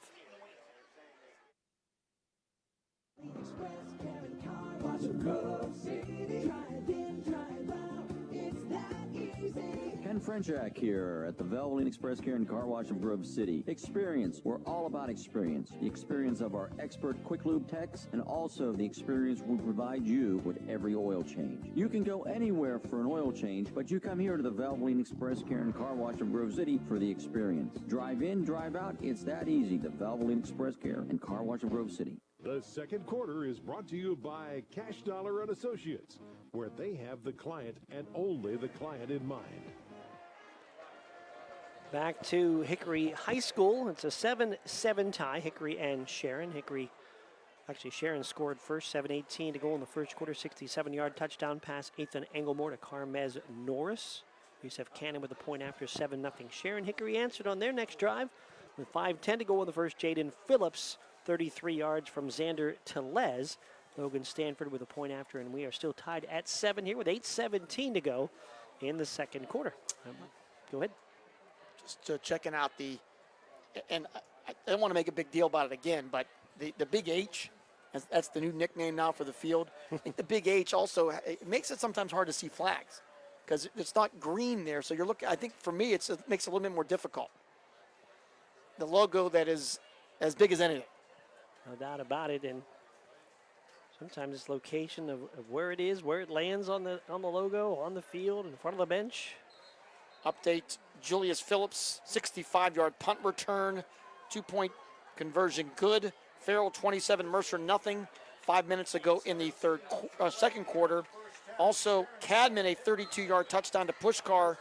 Cadman, 2-point conversion. Sharpsville, 20, Reynolds, 12, second quarter. 2nd and 6 from the 44. And Englemore with a keeper rolling right, looking down the field, fires pass, caught on a leaping catch. That's Roberson who makes the grab. And Roberson going to pull it down. That's going to be good for a first down. He's got the ball down to the 30-yard line, so move the change for the Tigers. Bryson Roberson, the big tight end, kind of rolling out. Nobody around him. He'll pick up 14 yards. 94 yards passing here in the first half for Englemore. And Sharon is driving. There's that good play action fake that time and finding Roberson on that right side. 2 receivers will come to the left for Sharon and onto a Norris. Friday the back, shotgun for Englemore, 1st and 10. Fakes left, tries to run right, going to be hit and dropped to the backfield for a loss on the play. No chance at all for Englemore. And was that Myers? Myers was there, Evans was there, and they'll knock him down for a loss, but Myers there first to knock him back at the 34-yard line for a loss of about 4 on the play. Maybe even Telez there, maybe. I think I saw an 8 popped up. Either way, it was a great defensive play by Hickory Hornets. 2nd down and 14. Sharon moving right to left here in the second quarter. 7:16 to go in quarter 2. 7-7 game. Roberson tight end right now. Moves to the left side. Handoff to, actually fake handoff. It's a quick throw, right side. It's caught on the quick catch. I think that was Roberson far side. It was. He'll bring it in at the 30-yard line for a short gain to get back to the original line of scrimmage. Yeah, Phillips made contact. As soon as Roberson caught it, I think Roberson made the catch, took a step or two, then the ball looked like it came out, but he was already down. So either way, it'll be a pickup of about 4. It'll be 3rd and 10 now as the clock down to 6:40 and running in this first half. Roberson came in as the leading receiver here for the Tigers. They've been without Bishop Root since the Cathedral Prep game, as he's been out with a knee injury. 2 more catches here tonight for Roberson. On to right, Roberson and Hughes to the near side. Norris also to the near side. So 3rd and 10.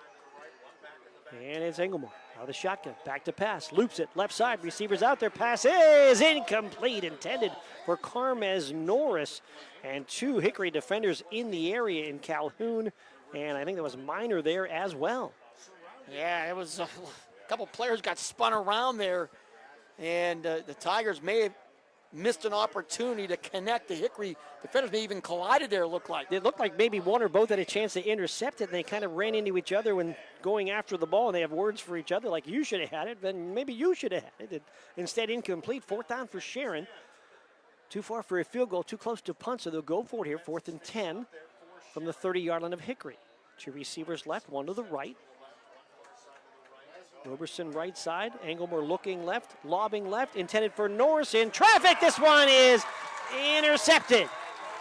And even though it was 4th down, Hickory will get the interception. They'll take the ball on the turnover, but they're inside the 5-yard line. And who had that? It's Bobby Minor. Bobby Maynard. Maynard, I should say, Bobby Maynard. And yeah, it's a great interception. The only negative is that Hickory, if he would have dropped it, would have gotten the ball at the 30. Instead, they'll get it at their own 3, but a big-time play. And let's see where they marked this here. Is there a flag? We have a timeout. A timeout. Actually. They're going to mark the ball, Bob, at the 3-yard line. So there is a timeout. The interception stands. Greenville leads 35-0 over Concreton, and we have a timeout here. That's 7-7. All right, we'll take the timeout. Back with more in a moment on your home for high school football, Sports Radio 96.7 and Facebook Live.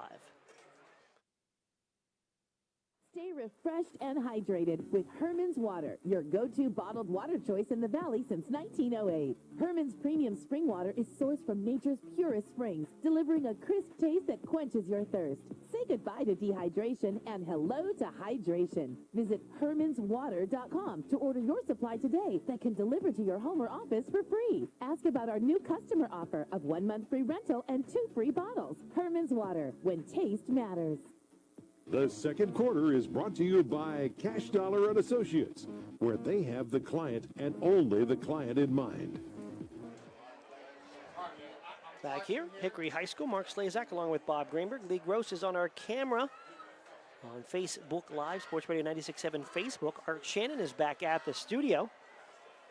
Art and Darren and Aaron, is everybody there today for the crew for post-game show today? It is a full house tonight, and I think even the professor and Chris Birch will be stopping back, and as they are in the Valley tonight, so it's going to be a full house in the studio after, and I'm sure lots to talk about tonight as great week 4 so far here in Mercer County. Lots of lock, stock, and barrel. We'll also have the scores for us all at the Warner's Home and Improvements 5th quarter show. So after the ball games, we'll get to that. Hickory going to start the ball now on their own 3, and whistles blow, and a flag comes in as we had movement up front, and the movement is going to be a procedure call against Hickory, so they'll lose another, I guess, 1.5 yards or so. That drive was a 12-play drive for Sharon, and over 4 minutes, and they started at their own 20. So best drive, at least play-wise, of the night for Sharon, but it ends up with a turnover, the interception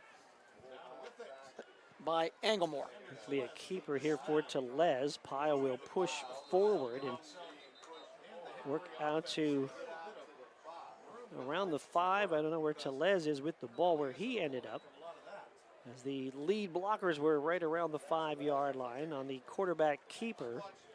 And they'll put it just short of the 5-yard line. Keeper for Tellez. So it'll be second down.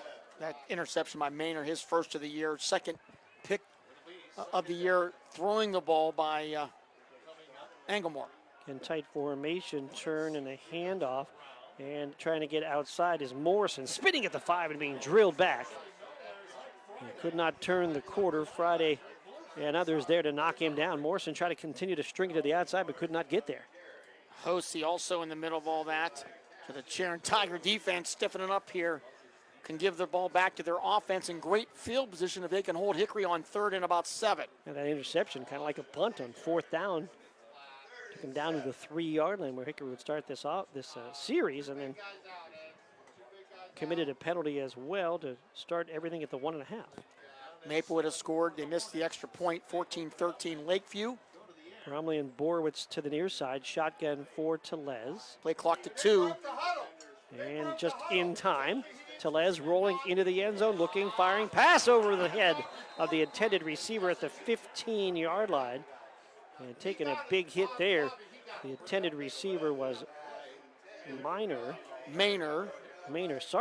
and he'll go down there again. And it'll be 4th down. Looked like maybe Hickory got away with one there. Late player coming onto the field after they'd already broke the huddle. I'm not sure if that's legal, but either way, it doesn't matter. Hickory will have to punt it away from their own end zone. And you get the play clock running down, too, to just under 2 seconds or less when they snapped it. So Bromley going to have to punt this out of the end zone. Hickory did not punt last week in the win over Conneaut. Norris, who's got a couple of punt return touchdowns, stands on the 40-yard line of Hickory. So this could be danger here. And now what? They got to reset the play clock. And it is set, so Bromley stands near the back of the end zone. He dropped dropped the snap and gets hammered in the end zone. The ball comes out, and I think it's going to be a Sharon touchdown. And it is a Sharon touchdown. The snap was low. Bromley tried to pick it up, got hit. The ball came out, and Sharon scores. We'll have to see who recovered that. I thought it might be Brody Miller, but it could be number 29, Cassius Hosey. Either way, it's a touchdown for the Sharon Tiger defense. They have retaken lead here, 13-7. A fumbled snap on the punt. And then as Bromley tried to pick it up, defenders there to knock it away. And now Sharon on the board with the fumble recovery touchdown. And Cannon on to attempt the extra point of the goal to our left. We'll try to confirm who recovered that. Our video looked like Hosey landed on it initially, and then Miller pulled it away from him. So Cannon will line up at the goal to our left, at the hold for Englemore.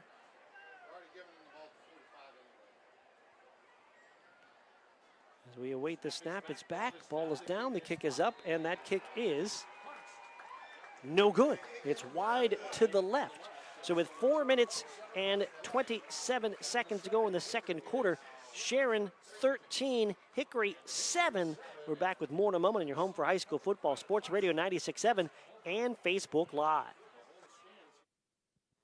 Are you or a loved one looking for a senior living residence offering independent living and personal care? Then the Heritage at St. Paul's Senior Living Community in Greenville is right for you. The Heritage offers private apartments that provide the comforts of home with as little or as much personal care as you need. St. Paul's makes it easy to feel at home. Call 724-588-7610 or visit stpauls1867.org today for more information or to schedule a tour. The second quarter is brought to you by Cash Dollar and Associates, where they have the client and only the client in mind.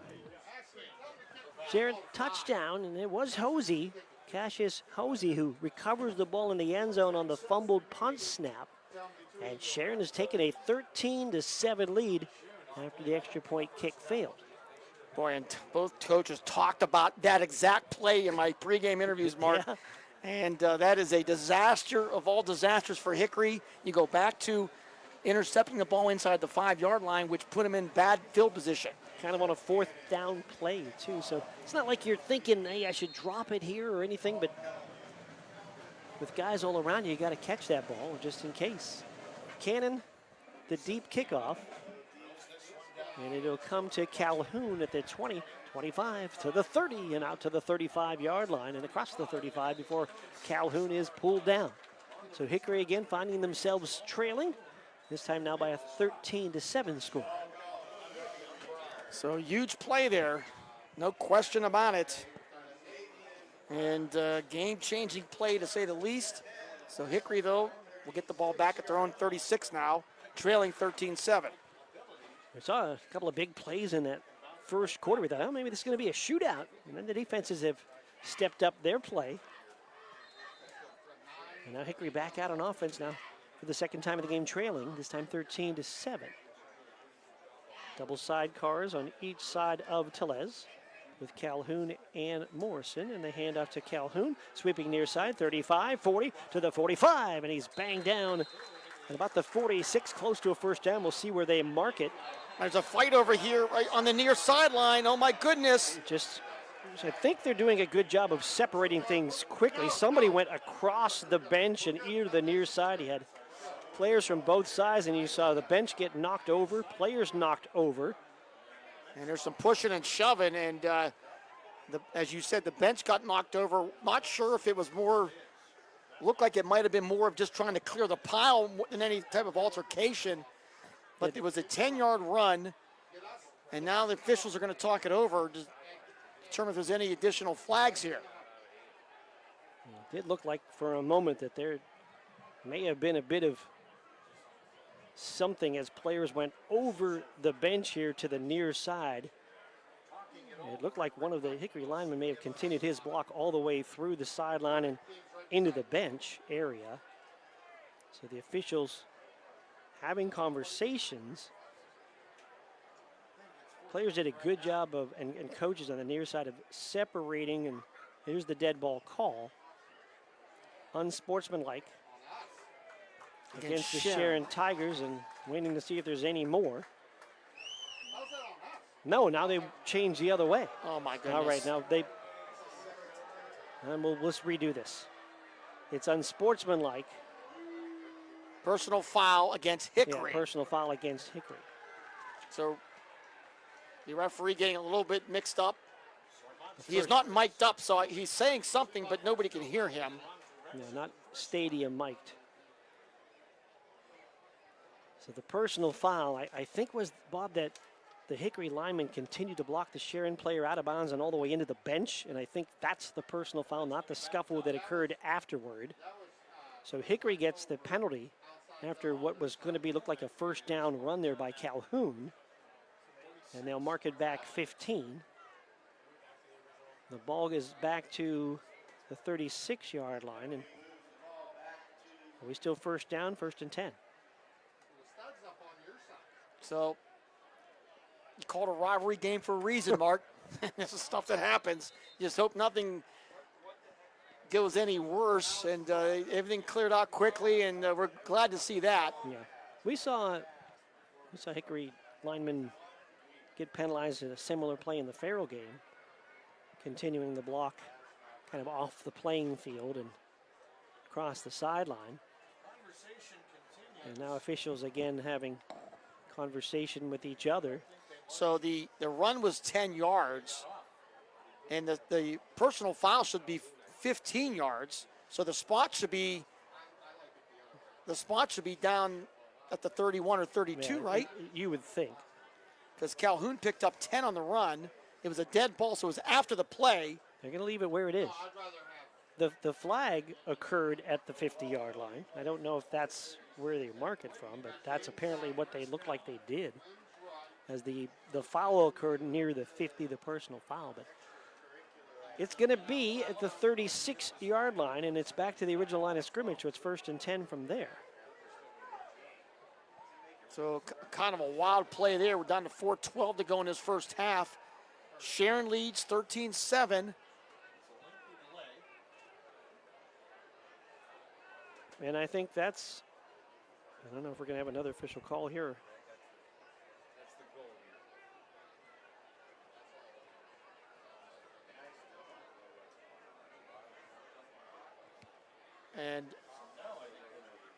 And is there a chance, Bob, that they called personal fouls on both sides? And negate the play, but they didn't signal that. Well, we've seen both ways the official signaled. We thought he was confused and then signaled the other way. But maybe in the end, we've had a foul both ways. Bill Dungy is now coming onto the field. It looks like they're going to move the ball again, and I am totally confused here. Yeah, Unless it was a dead ball, offsetting penalties, then the ball would go back to the end of the run. The play wouldn't be wiped out. It would be back out to about the 50-yard line. Or was it happening because the play was still going? He signaled dead ball, though. He signaled dead ball. True. I'm just trying to be with you and do our best to see if we can sort something out here. Officials again, Rick Whitten says first down. He said it from a couple of times now, first down, points first down again, and they're going to leave the ball at the 36. So it's Hickory ball at the 36, it's 1st and 10. And now, before they could snap it, another official timeout. And the fans are getting restless.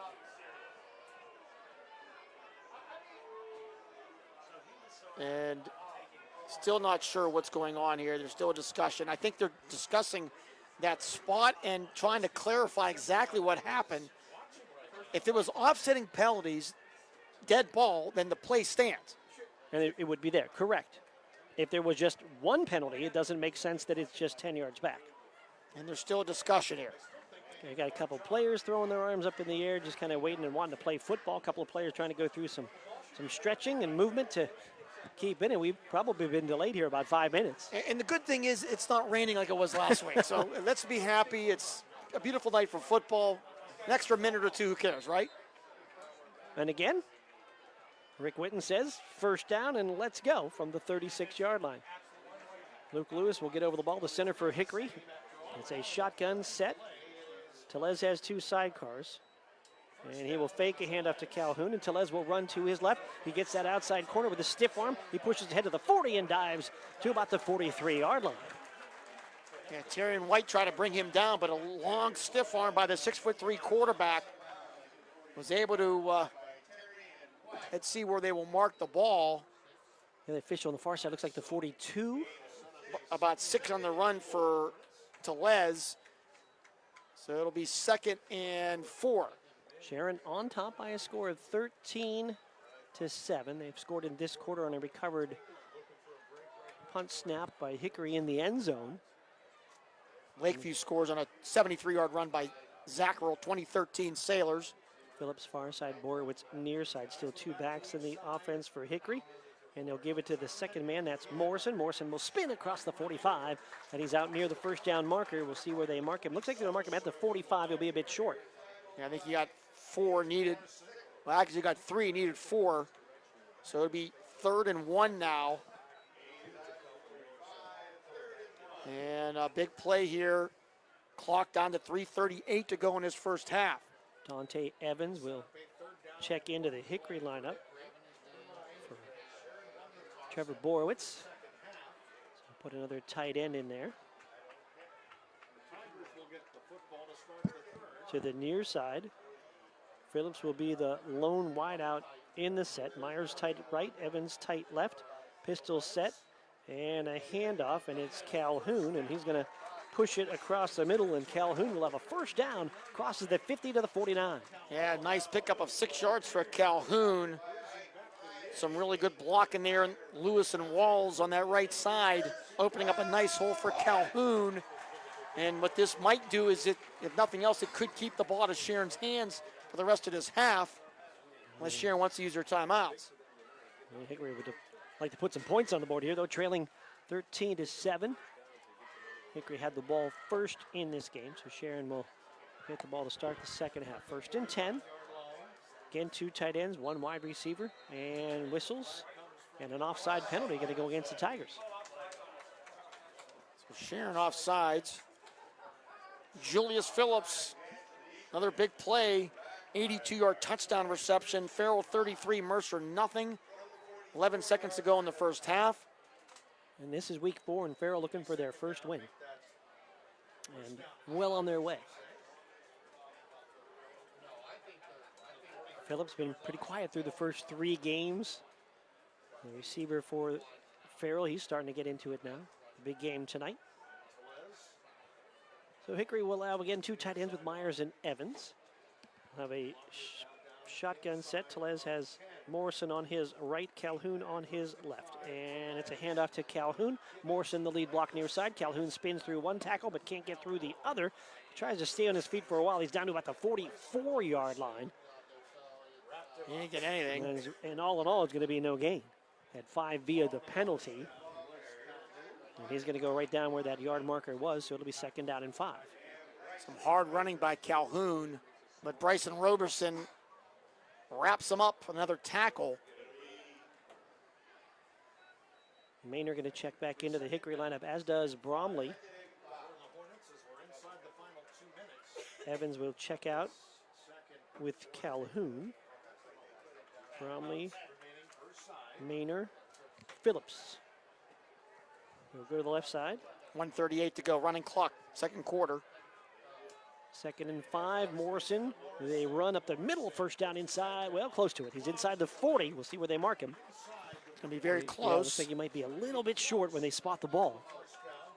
As he crosses the 40 to the 39, he needs to get all the way to the 39. He's about the 39 and a half.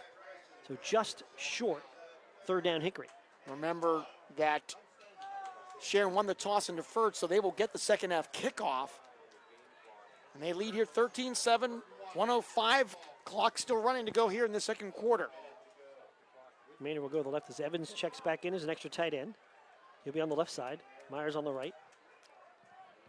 Phillips, the receiver, to the near side. Shotgun on 3rd down and less than a yard, and a handoff up the middle, and Morrison has the first down this time as he's inside the 35 and pushes down to the 31. Kelvin Morrison with a pickup of about 8 yards, gives him 58 now on 12 carries in his first half, and a big first down for the Hornets.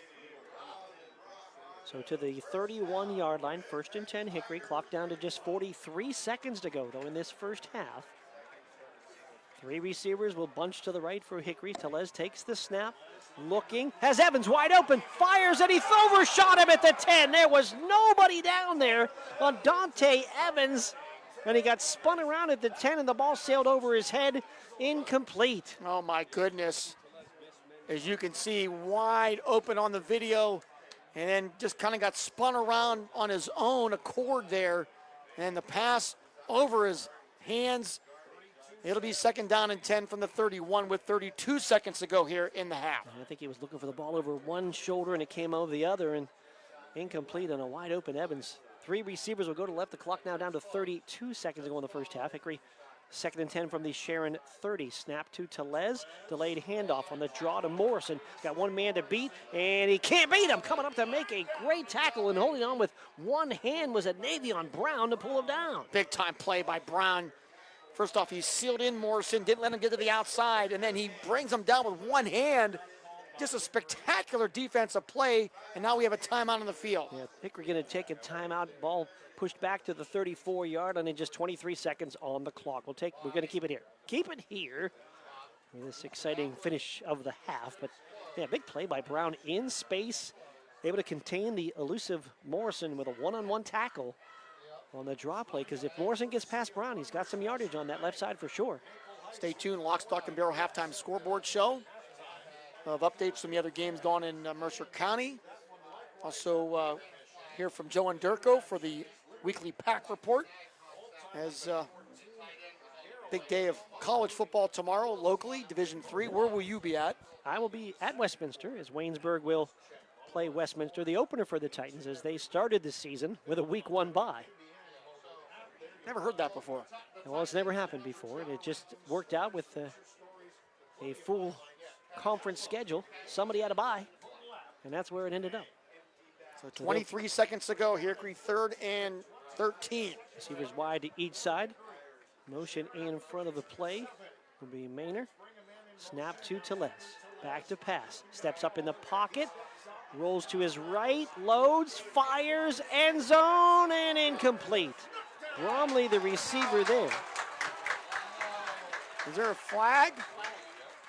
Flag comes down on the play. There's a flag on the play in the end zone. It's right on the goal line, right side. So it looks like, unfortunately, the official not mic'd here, at least for the crowd, but it's pass interference against Sharon. That'll be 15 yards. And there were a couple. The official just looked to the sideline and said, decline the penalty? Hickory did not decline the penalty. That's what was signaled, but they now did move the ball. It's to the 19. So in the McCandless Ford Mercer and Meadville red zone, game clock at 13. So Hickory with a couple plays left. They do have one timeout. 3 receivers to the right. And now we have I believe Sharon will call a timeout. Let's go back to that play because it looked like it was kind of maybe not a jump ball per se, but the 2 Sharon defenders obviously made contact with the Hickory receiver. And the flag ball was more in the middle of the field, and the end of the play was in the corner of the end zone, so maybe something had happened before. On the actual reception or try there, didn't look like there was a lot of contact there. But maybe interfering with the route was the call. 15-yard penalty has moved the ball to the 19-yard line. I have made this point multiple times on my social media over the years. One way you can help out the officiating crew anywhere you go is spending $100 to give them a mic. So to be able to inform the crowd on what some of these calls are would go a long way to helping people understanding the game of football. The crowd, the media, fans at home. We would love to know. I just don't get it why every school does not have a lavalier mic for their official. Yeah. I'll lend them one if they want one. You have social media, I hear. Is that? Yeah. I didn't even know you had a social media. I complain sometimes as well. Really? Yeah. Congratulations on your success. But it's. But you're right. I agree with you 100%. It would be lovely for every stadium to have the working official mic. 2 receivers left, one to the right. So Hickory now with just 13 seconds to work with. That was a Sharon timeout. So Hickory still has 1 timeout left. 2 receivers left, one to the right. And Telez back to pass, looking, fires, corner of the end zone, and incomplete. Trying to make a diving play on the far side was Borowitz, but he couldn't quite get there. And the clock with 8 seconds to go. And they had Phillips doing a post pattern there and try to draw the defense away. and just not able to connect. Yeah, I think the play design was there, and the diving attempt by Borovic just couldn't quite get there. So 8 seconds on the clock. Hickory still with 1 timeout. Hickory has the ball on the 19-yard line of Sharon, and it's second down. I would think this would be maybe in the range of Stanford. Possibly. Bromley and Borowitz go to the left. Phillips to the right. Back to pass is Telez. Telez rolls to his right, looks, fires, jump ball, end zone, tipped and incomplete. At the 5-yard line, and the clock's at 0, and that's going to end the first half. What a play at the end of the half. A battle there in the end zone, and the Sharon Tigers hold out Hickory and will take a 13-7 lead into the halftime locker room. We'll take the break. Halftime talk, scoring review, stats, and the Lock, Stock, and Barrel scoreboard report. All coming your way. Stay with us at the half. It is Sharon 13. It is Hickory 7. More in a moment on your home for high school football. Sports Radio 96.7 and Facebook Live. The drug landscape has changed. Illegal fentanyl has made its way into the drug supply. A synthetic opioid up to 50 times stronger than heroin, up to 100 times stronger than morphine. It only takes the tiniest amount to cause a fatal overdose. Although fentanyl is being mixed into almost every kind of drug, you wouldn't be able to see it, smell it, or taste it. Know the dangers. Contact Mercer County Behavioral Health, Inc. in Mercer, PA at 724-662-2230 or visit cdc.gov/stop-overdose. Brought to you by the Hermitage PA Rotary Club and the Mercer County Opioid Settlement Fund. Agriculture is more than a business. It's a way of life. My bank understands agriculture. They're local. They're here for the long haul. Agriculture is a business that varies like the weather. That's why I need a financial partner I can grow with, in good times and bad, whether or not. Mercer County State Bank. Member FDIC. Your community bank. Online at mcsbank.bank. Score big with a new checking account at Grove City Area Federal Credit Union. At the Grove City Area Federal Credit Union, you get a free checking account that offers no minimum balance, no monthly service fees, and unlimited transactions. Download their mobile app and you can get 24/7 account access and remote deposit. See them at one of their 2 locations in Grove City or online at gcafcu.org. Member NCUA, Equal Housing and Equal Opportunity Lender. Open a checking account now and score 4 tickets to a local high school sports event. Call for details. It doesn't take a degree in finance to see the cost of college continues to rise. Generally, the majority of families rely on a combination of scholarships, grants, financial aid, part-time jobs, and parent-grandparent support to help pay the cost. If your child is approaching college age, a good first step is estimating the potential costs. Call David O. Cashdollar, CFP, Timothy D. Cashdollar, CRC, and Eric W. Montgomery, CFP, to help you decide what strategy can work for you at 724-458-5233. That's 724-458-5233, or stop in at 115 Erie Street, Grove City, Pennsylvania, 16127. Registered representatives offering securities through Cetera Advisor Networks, LLC, member FINRA, SIPC. Dave Cashdollar and Eric Montgomery also offer advisory services through Cetera Advisor Networks, LLC, a registered investment advisor. Cashdollar & Associates, LLC is not a subsidiary nor controlled by Cetera Advisor Networks. The halftime show is brought to you by Lock, Stock, and Barrel, serving giant subs to the Shenango Valley since 1973. Back here at the half, Sharon Band in the background as it's a Sharon 13-7 lead over Hickory at the half. Sharon took advantage of a Hickory short punt on the opening drive, and they'll go 2 plays, 65 yards on a 67-yard touchdown pass. Ethan Englemore to Carmez Norris, a Yusef Kennan extra point, and Sharon led 7-0 with 7:18 to go on the first. Hickory answered with 5:10 to go in the first. Jaden Phillips, 33-yard touchdown catch on the pass from Xander to Les. 5 plays, 44 yards, and 2:08 for the drive. Logan Stanford with a point after, and we were tied at 7 after 1. Sharon on a 4th down play from about the Hickory 30-yard line, and on 4th down, the pass was intercepted by Bobby Maynor of Hickory down at the 3. Sharon had 12 plays, but nothing to show for it. But it set up a very tough position for Hickory. Ended up being forced to punt and on the snap of the punt in the end zone, it was fumbled, recovered in the end zone by Cassius Hosey, and a Sharon touchdown on that special teams play. The extra point kick failed. Sharon led 13-7. Hickory was on the move as time ran out, had a couple of shots at the end zone but could not complete them, and were held at the end of the half, so we are at the half with the Sharon 13-7 lead. We have halftime scores from all over Mercer County when we come back. And then we'll hear from Joe and Durko for the Pack Report and also have a statistical recap of what happened in the first half as well. Stay with us at the half. Sharon 13, Hickory 7. Your home for high school football is Sports Radio 96.7 and Facebook Live.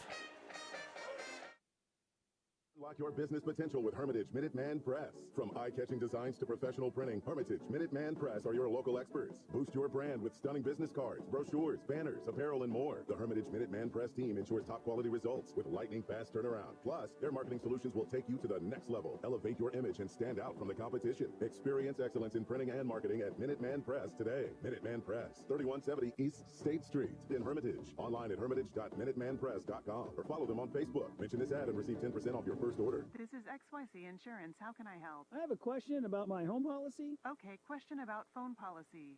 Home policy. Okay, gnome policy. HOME, home. Technology is great, but sometimes it's better to talk with a real person. With Erie Insurance, you have a caring, independent agent who's with you from beginning to end. We don't have any HOMEs on record. Call Reinhardt's Insurance, 724-342-2291.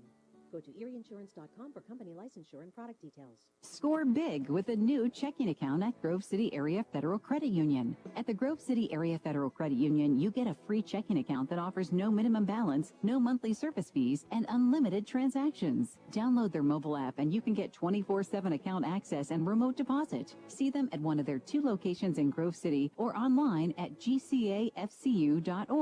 Member NCUA, Equal Housing and Equal Opportunity Lender. Open a checking account now and score 4 tickets to a local high school sports event. Call for details.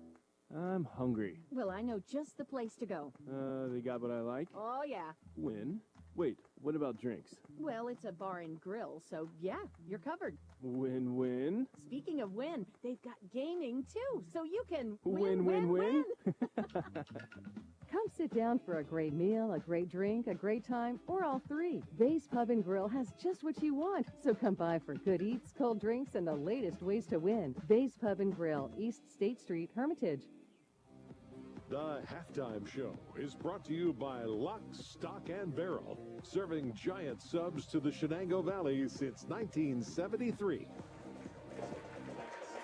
Back here, Mark Slazak along with Bob Greenberg. Lee Gross on the Facebook camera. Art Shannon back at the studio. We're at the half with Sharon on top of Hickory, 13-7. And it's time now for Lock, Stock, and Barrel halftime scoreboard report. Here's Bob Greenberg. Lock, Stock, and Barrel halftime scoreboard report. Just 5 games involving Mercer County teams tonight. The game right here on Sports Radio 96.7. The Sharon Tigers and Hickory Hornets in a slugfest. Sharon leading here 13-7. More about that in our next segment. Farrell 0-3 for the first time on the field since 1999, 25 years. And you kind of felt like they were going to take it out on somebody. And unfortunately for the Mercer Mustangs, it's being taken out on them. And right now it is all Farrell up to this point, 33-0. Joels Johnson with 2 touchdown runs. Nemo Jones, a 73-yard touchdown catch. Julius Phillips, an 82-yard touchdown catch, and Phillips also a 65-yard punt return.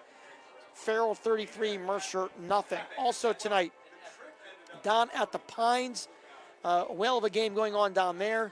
Sharpsville with a goal line stand at the end of the half to hold on to their 20-12 lead over Reynolds. Zacharich, a 34-yard and 5-yard touchdown runs for Reynolds. Jaden White, an 85-yard kickoff return. Gino Curry, 11-yard run for Sharpsville for a touchdown. Cabin, a 32-yard touchdown pass to Puskar.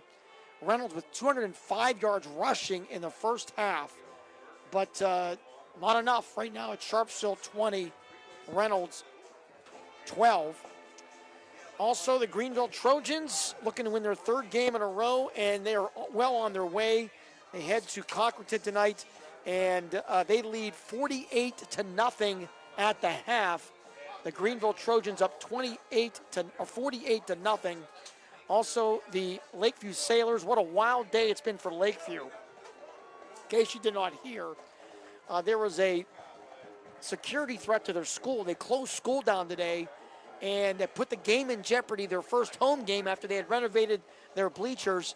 And after support from the Pennsylvania State Police, local police, and school officials, a comprehensive search and investigation was done, and he felt everything was safe.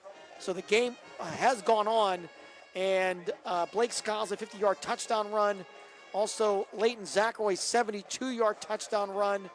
And the Lakeview Sailors, at last report, leading Maplewood late second quarter, 20-13. Right here, it's 13-7. Sharon over Hickory at the half. We'll take a timeout. We come back. We'll have Joe Underko with the PAC report, the PAC report for the President Athletics Conference. And then after that, we'll have stats from Bob and get ready for the second half. So stay with us. We're back with more in a moment. Sharon 13, Hickory 7, your home for high school football, Sports Radio 96.7 and Facebook Live.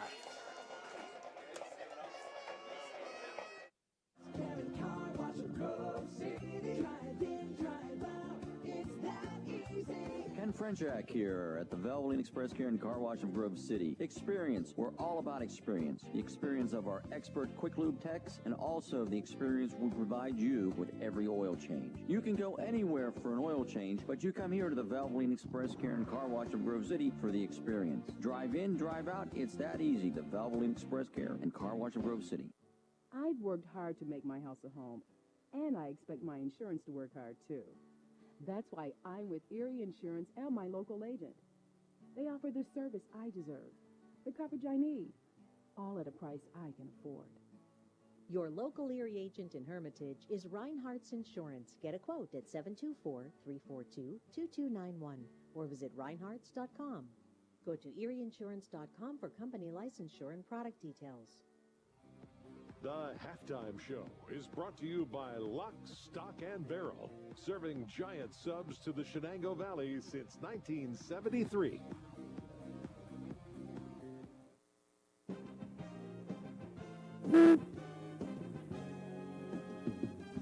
Welcome to the PAC Football Report for September 14th, 2024. I'm Joe Underko.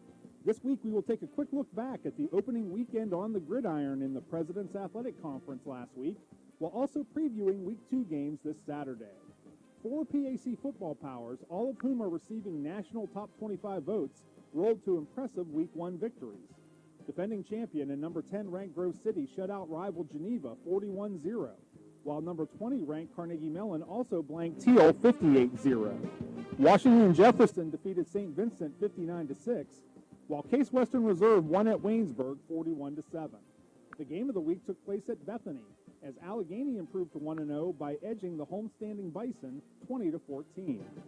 PAC Player of the Week honors in Week 1 went to W&J senior quarterback Jacob Pugh on offense after a 6 TD passing performance. Bethany junior defensive end Marion Williams on defense with 15 tackles, including 5.5 for losses and 3 sacks against Allegheny.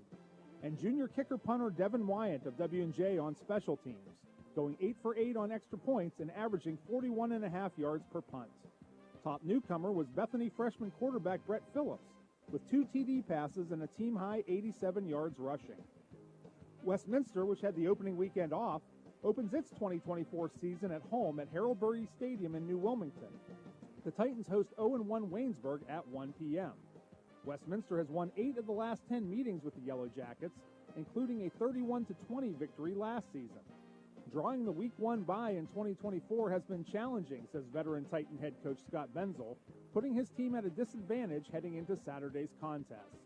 They have a big advantage. They played a Week 1 game, so I expect them to play their best game. They're very physical. They're always well coached, and we're going to have to play a really clean football game, which is, again, challenging because this is our opening game, and there's some nerves associated with that. We've got a lot of new faces in our lineups, too. Allegheny looks to improve to 2-0 as the Gators welcome 0-1 St. Vincent to Frank Fuhrer Field in Meadville at 1 p.m. The teams played a nail-biter in Latrobe a year ago, with the Bearcats edging the Gators 23-19, to take a 2-1 lead in the all-time series. Second-year Allegheny head coach Braden Lair talks about the importance of getting an opening week win under his team's belt. It is not easy to win a college football game, and it's even more difficult to win one on the road. So to get that done in week one, it was a whiteout for them. There was a lot of excitement and energy down there in West Virginia. Extremely pleased with our guys finding a way to come back 1-0. That's ultimately the goal. The number one goal every single week on our goal board is win this scoreboard by +1 or more. 0-1 Teal looks to rebound from its Week 1 loss by hosting another conference heavyweight as the Tomcats host 1-0 Washington and Jefferson under the lights at Alumni Stadium in Greenville at 7 p.m. It's the 77th all-time meeting between the programs dating back to 1896. W&J has dominated the series with wins in 40 of the past 41 matchups since 1982, with the lone Tomcat win in that time being a 38-35 victory in Washington in Teal's PAC title season of 2005. Third-year Tomcat head coach Sam Bauman previews the matchup against W&J.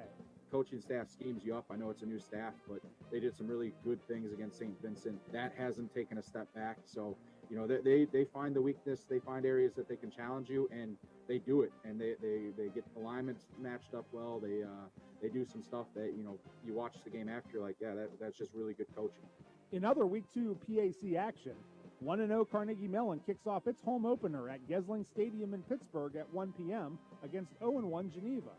The series dates back to 1907, with the Tartans holding a 24-7-1 all-time series lead over the Golden Tornadoes, including a 31-0 shutout victory in 2023. Finally, Case Western Reserve hosts its home opener under the DeSanto Field lights in Cleveland at 7 p.m.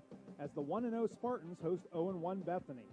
The Bison lead the all-time series 14-9, but Case has won 8 straight meetings against Bethany, with the last Bison win over the Spartans being a 25-14 final in Cleveland during the 2014 season. That's all for this edition of the PAC Football Report. Log on to the conference website at www.pacathletics.org all season long for the latest news, scores, statistics, and other league information. You can also follow us on social media via X, Facebook, and Instagram.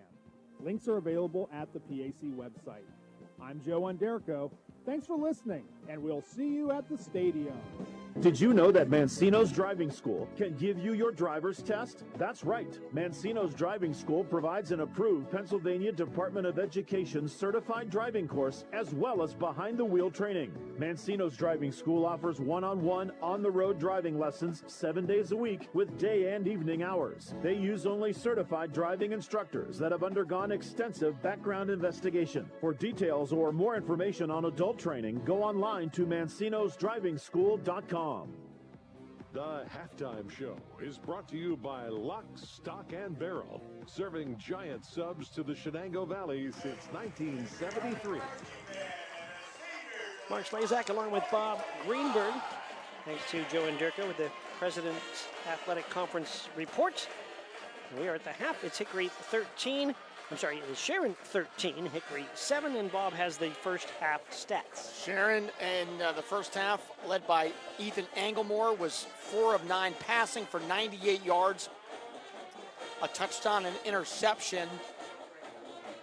Norris had the 67-yard touchdown catch. Roberson 2 catches for 18 yards, and Friday had a catch for 13 yards. Friday had 4 carries for 4 yards in the first half. White had a carry for 11 yards, Anglemore 3 for no yards. Sharon flagged 4 times in the first half for 40 yards. Overall, Sharon 8 carries, just 15 yards rushing, 98 yards passing, 113 yards for Sharon on 17 plays. For Hickory, where are we going? Oh, I didn't win. We didn't win. 50-50 or first of the year. Kelvin Morrison, 13 carries for 56 yards. Calhoun, 5 carries for 26 yards. Telez, 5 for -4. Telez was 2 of 7 passing for 35 yards, 1 touchdown. Both of those to Phillips. One was a 33 yards for a score, so Phillips with 2 catches for 35 yards. Hickory flagged 5 times in the first half for 36.5 yards. Maynard had a sack. Hickory 25 carries, 75 yards rushing, 35 yards passing. Hickory 32 plays, 110 yards of offense. Sharon 17 plays, 113 yards of offense. So Sharon 15 less plays, but 3 more total yards here in the first half. All right, we'll take another break here at the half. Coming back with more in a moment. At the half, it is Sharon 13 and it's Hickory 7. We're back with more on your home for high school football, Sports Radio 96.7 and on Facebook Live. Barrel opened their doors and served their first of over 3 million giant submarine sandwiches. And they still serve 42 whole subs on 15-inch buns. Lock, Stock, and Barrel also has burgers, specialty sandwiches, wraps, gyros, salads, wings, and even breakfast. Lock, Stock, and Barrel is also a full-service deli. Party rings, meat and cheese trays, and cold veggie trays are all available. Open Tuesday through Saturday. Closed Sundays and Mondays. Unlock your business potential with Hermitage Minuteman Press. From eye-catching designs to professional printing, Hermitage Minuteman Press are your local experts. Boost your brand with stunning business cards, brochures, banners, apparel, and more. The Hermitage Minuteman Press team ensures top-quality results with lightning-fast turnaround. Plus, their marketing solutions will take you to the next level. Elevate your image and stand out from the competition. Experience excellence in printing and marketing at Minuteman Press today. Minuteman Press, 3170 East State Street in Hermitage. Online at hermitage.minutemanpress.com or follow them on Facebook. Mention this ad and receive 10% off your first order.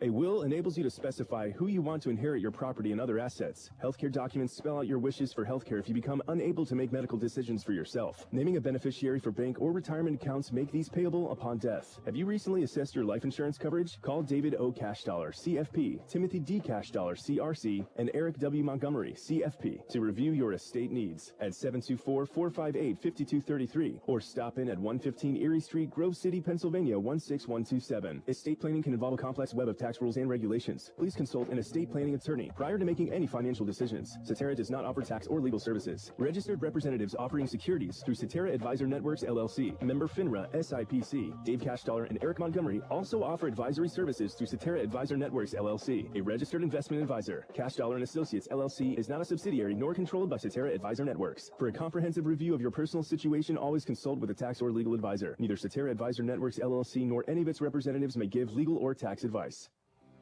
The halftime show is brought to you by Lock, Stock, and Barrel, serving giant subs to the Shenango Valley since 1973.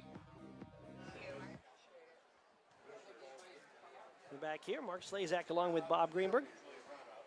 Get ready to put 3 more minutes on the clock here, and we'll be set to go as the teams are back out. Be about 5 minutes now on the clock. And scoring one like this. We're reading it again, so I just want to make sure you still didn't win on your tickets. I already know that the first time. Well, they read it again. Maybe we didn't win. You get a better chance the second time. No. 67-yard touchdown pass from Englemore to Carmez Norris for the first score of this one. Englemore with 6 touchdown passes now on the year to lead the county, at least at that point. 7-0 after the Cannon extra point. Jaden Phillips, 33-yard touchdown catch on the pass from Xander Telez, tied it at 7 after the Stanford point after. And then Sharon recovered a fumbled snap in the end zone on the Hickory punt attempt. Cassius Hosey was on it. Brody Miller then on it as well. We give it to Hosey on the first guy to be on top of it. Extra point kick, though, failed. 13-7, the Sharon lead here at the half. Hickory stalled out, had a couple of shots at the end zone at the end of the half, but Sharon able to hold on tight, and the half ran out. Sharon expected to get the ball here to start the second half. At least they have that option, and they will take it. And we're almost ready for a second half. We'll take a timeout and be back with the third quarter when we return. At the half, 13-7. Sharon over Hickory, your home for high school football, Sports Radio 96.7 and Facebook Live.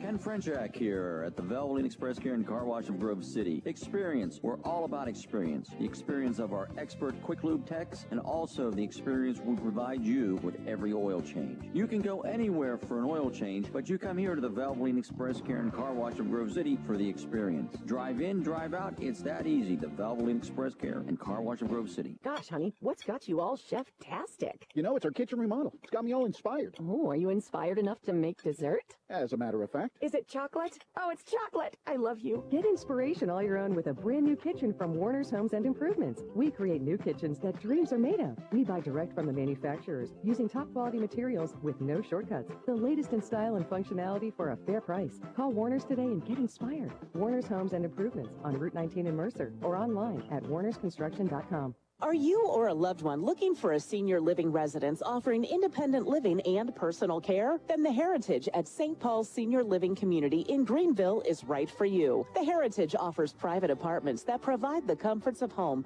with as little or as much personal care as you need. St. Paul's makes it easy to feel at home. Call 724-588-7610 or visit stpauls1867.org today for more information or to schedule a tour. The third quarter is brought to you by Warner's Homes and Improvements, making dreams come true since 1958. All right, getting ready to start this second half. Sharon going to take the football to start the second half. Got the return team out there. Carmez Norris will be the deepest of three. He'll make his way back to the 5-yard line. Posey and White are deep as well. And Logan Stanford will get set to kick it off here for Hickory to start this second half of action. Hickory in the red uniforms, white helmets, and the black pants. Sharon Tigers in the white uniforms with the black pants and the black helmets. Mark Slazak along with Bob Greenberg, Art Shannon back at the studio. Lee Gross on the Facebook Live camera. It's been as good as advertised so far. Enjoy all the banter on our Facebook page. We appreciate you tuning in here tonight, and this should be a fantastic second half. Stanford gets a foot into it. It's a high spinning kick, and it's taken at the 16-yard line by Norris right up the middle. He's got a hold of 35, spins to the 40. He's running. He's to the 50. He's to the 40. Can they catch him? Stanford dives. Can't hold on. 10, 5, touchdown, Sharon. How long was that? From the 16-yard line. 84 yards for Norris, and the Sharon Tigers with another huge return for a touchdown. Goes up 19-7. Third touchdown return for Norris this year. A couple of punts, now a kick. And Stanford, he dashed after him. He made a dive, got a piece of him, but could not hang on. And Norris into the end zone for the score.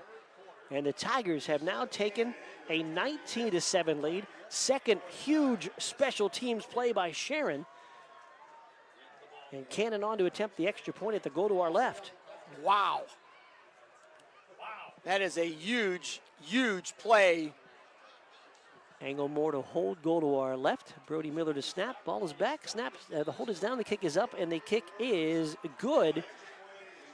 And with 11:49 in the third quarter, the Sharon lead is now 20-7 over Hickory. We'll take a break. We're back with more in a moment. Your home for high school football is Sports Radio 96.7 and Facebook Live. A group of friends, and someone offers you a pill. You don't know what's in that pill. The person who gave it to you may not even know. By taking it, you may increase your risk of an overdose. Every day, nearly 300 Americans die from a drug overdose. Get the facts. Be your own advocate. Contact Mercer County Behavioral Health, Inc. in Mercer, PA at 724-662-2230 or visit cdc.gov/stop-overdose. Brought to you by the Hermitage PA Rotary Club and the Mercer County Opioid Settlement Fund. The third quarter is brought to you by Warner's Homes and Improvements, making dreams come true since 1958. A big play here in the third quarter to start things off for the Tigers. Carmez Norris with another kick return for a touchdown. This one 84 yards on a kickoff return. Cannon with the point after, and Sharon leads 20-7 over Hickory. It's Norris's third return for a touchdown this year. We are in week 4. He's had 2 punt returns and now a kickoff return. And he also has a 67-yard touchdown reception here tonight. The 6', 175-pound junior is having a breakout game here this evening to give his Tigers a 20-7 lead. Houston and Morrison are the deepest 2 for Hickory. Phillips and Dungy are back about 15 yards in front of them. Cannon has been kicking off short. Let's see what this one is, and it's a high pop-up kickoff, and it's taken by Morrison at the 20-yard line. to the 30, outside 35, to the 40. Can we do it again? To the 50-yard line, knocked down. Oh, thought for a second we might have back-to-back kickoff returns, but Morrison knocked down at midfield. And Kelvin Morrison almost one tackle away from breaking it. And he will be marked at the Sharon 49-yard line. Hickory offense, Xander Telez, the quarterback, Kelvin Morrison, the back, Matthew Myers at tight end, Sebastian Bromley, Jaden Phillips, Trevor Borwitz at wideout, Michael Risve, Adam Tonte, Luke Lewis, Benoit Spencer Lee, the offensive line. 1st and 10 for Hickory, 49-yard line of Sharon. Morrison will be the tailback behind Telez. They'll hand to Morrison. He'll run up the middle and push to the 45 before he's rudely thrown back. And that was Brody Miller there with the physical tackle on Morrison. He'll get 4 on first down. Well, both teams talked about special teams, both coaches. And so far it's been the two big special teams played by Sharon. The touchdown on the Hickory mishandled punt snap in the end zone. And now the kickoff return for the score. So 2nd and 6 here for Hickory. They trail 20-7, early third quarter. Hickory in a pistol set. Two fullbacks stand in front of Telez. Telez will hand to Morrison, right side with a hold to the 40-yard line. He's still on his feet to the 35 and spins down inside the 35 to the 32-yard line. Kelvin Morrison with a first down run.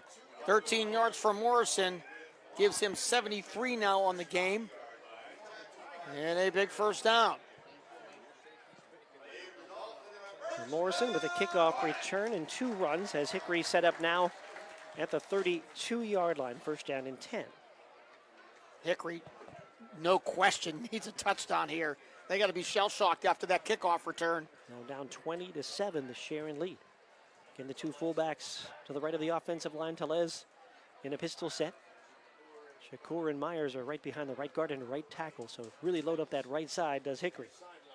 Morrison now comes in motion, and a little shoulder fake, and then a run up the middle for Telez, and a run it to the 30-yard line for a couple of yards. And right into the double team of Brody Miller and Bryson Roberson. Two of the best defensive players in the county, and not a place you want to run into. Yeah, county, district, state, wherever. They're as good as it gets. Sharon defense, Brody Miller, Sean Bullock, Stone Root, Isaac Friday, Cassius Hosey, Brock Ondo, Anavion Brown, Carmez Norris, Jafir Lampkins, Terrian White. Got Hughes out there right now as a corner as well for the Tigers. It's a pistol set and 2nd and 7. Morrison to the right of Telez, takes a handoff left side and into the defensive line and then thrown back on the left side. Ball came out. I think it was blown dead. Yeah, I think that ball came out way late. Up to about the 28-yard line went Morrison. So a couple more for Morrison. It'll be 3rd and about 5 here. They need to get inside the 23 for a first down. Clearly 4-down territory for the Hornets. Very much so. 2 receivers to the left as Bromley will come in, as will Bobby Maynard to that left side. Phillips, the receiver, to the right side, matched up against Hughes. Tight end right side, that's Myers.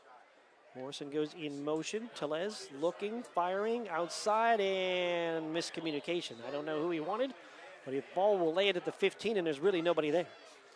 So somebody on the wrong page there. The ball incomplete at the 15. It brings up 4th down. Yeah, Bromley was near the goal line, way away from that, where that ball eventually landed.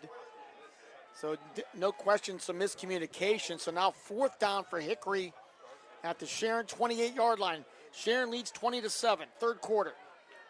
Bromley wide left. Phillips and Maynard to the right side. Wing to the right side is Myers. Maynard comes in motion, and the shotgun on 4th down. The snap to Telez. Into the flat, wanted Morrison, makes a juggling catch on the 30 to the 25, and a first down to the 20. Oh, how did he catch that ball? What a catch by Kelvin Morrison. Little Harry Houdiniac. Oh. As he juggled that 2 or 3 times, and if he drops it, it's going to be Sharon ball. Instead, he makes a first down. Yeah, 4th down catch.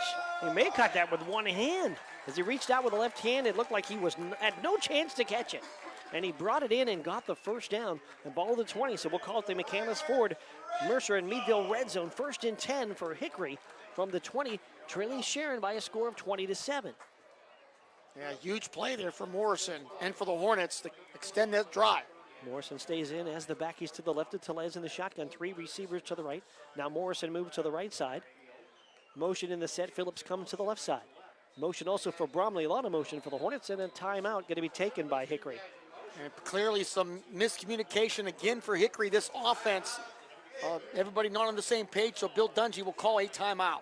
Timeout of the action, and we will do the same with 8:19 to go here in the third quarter. Sharon 20, Hickory 7. Back with more to moment. Your home for high school football, Sports Radio 96.7 and Facebook Live.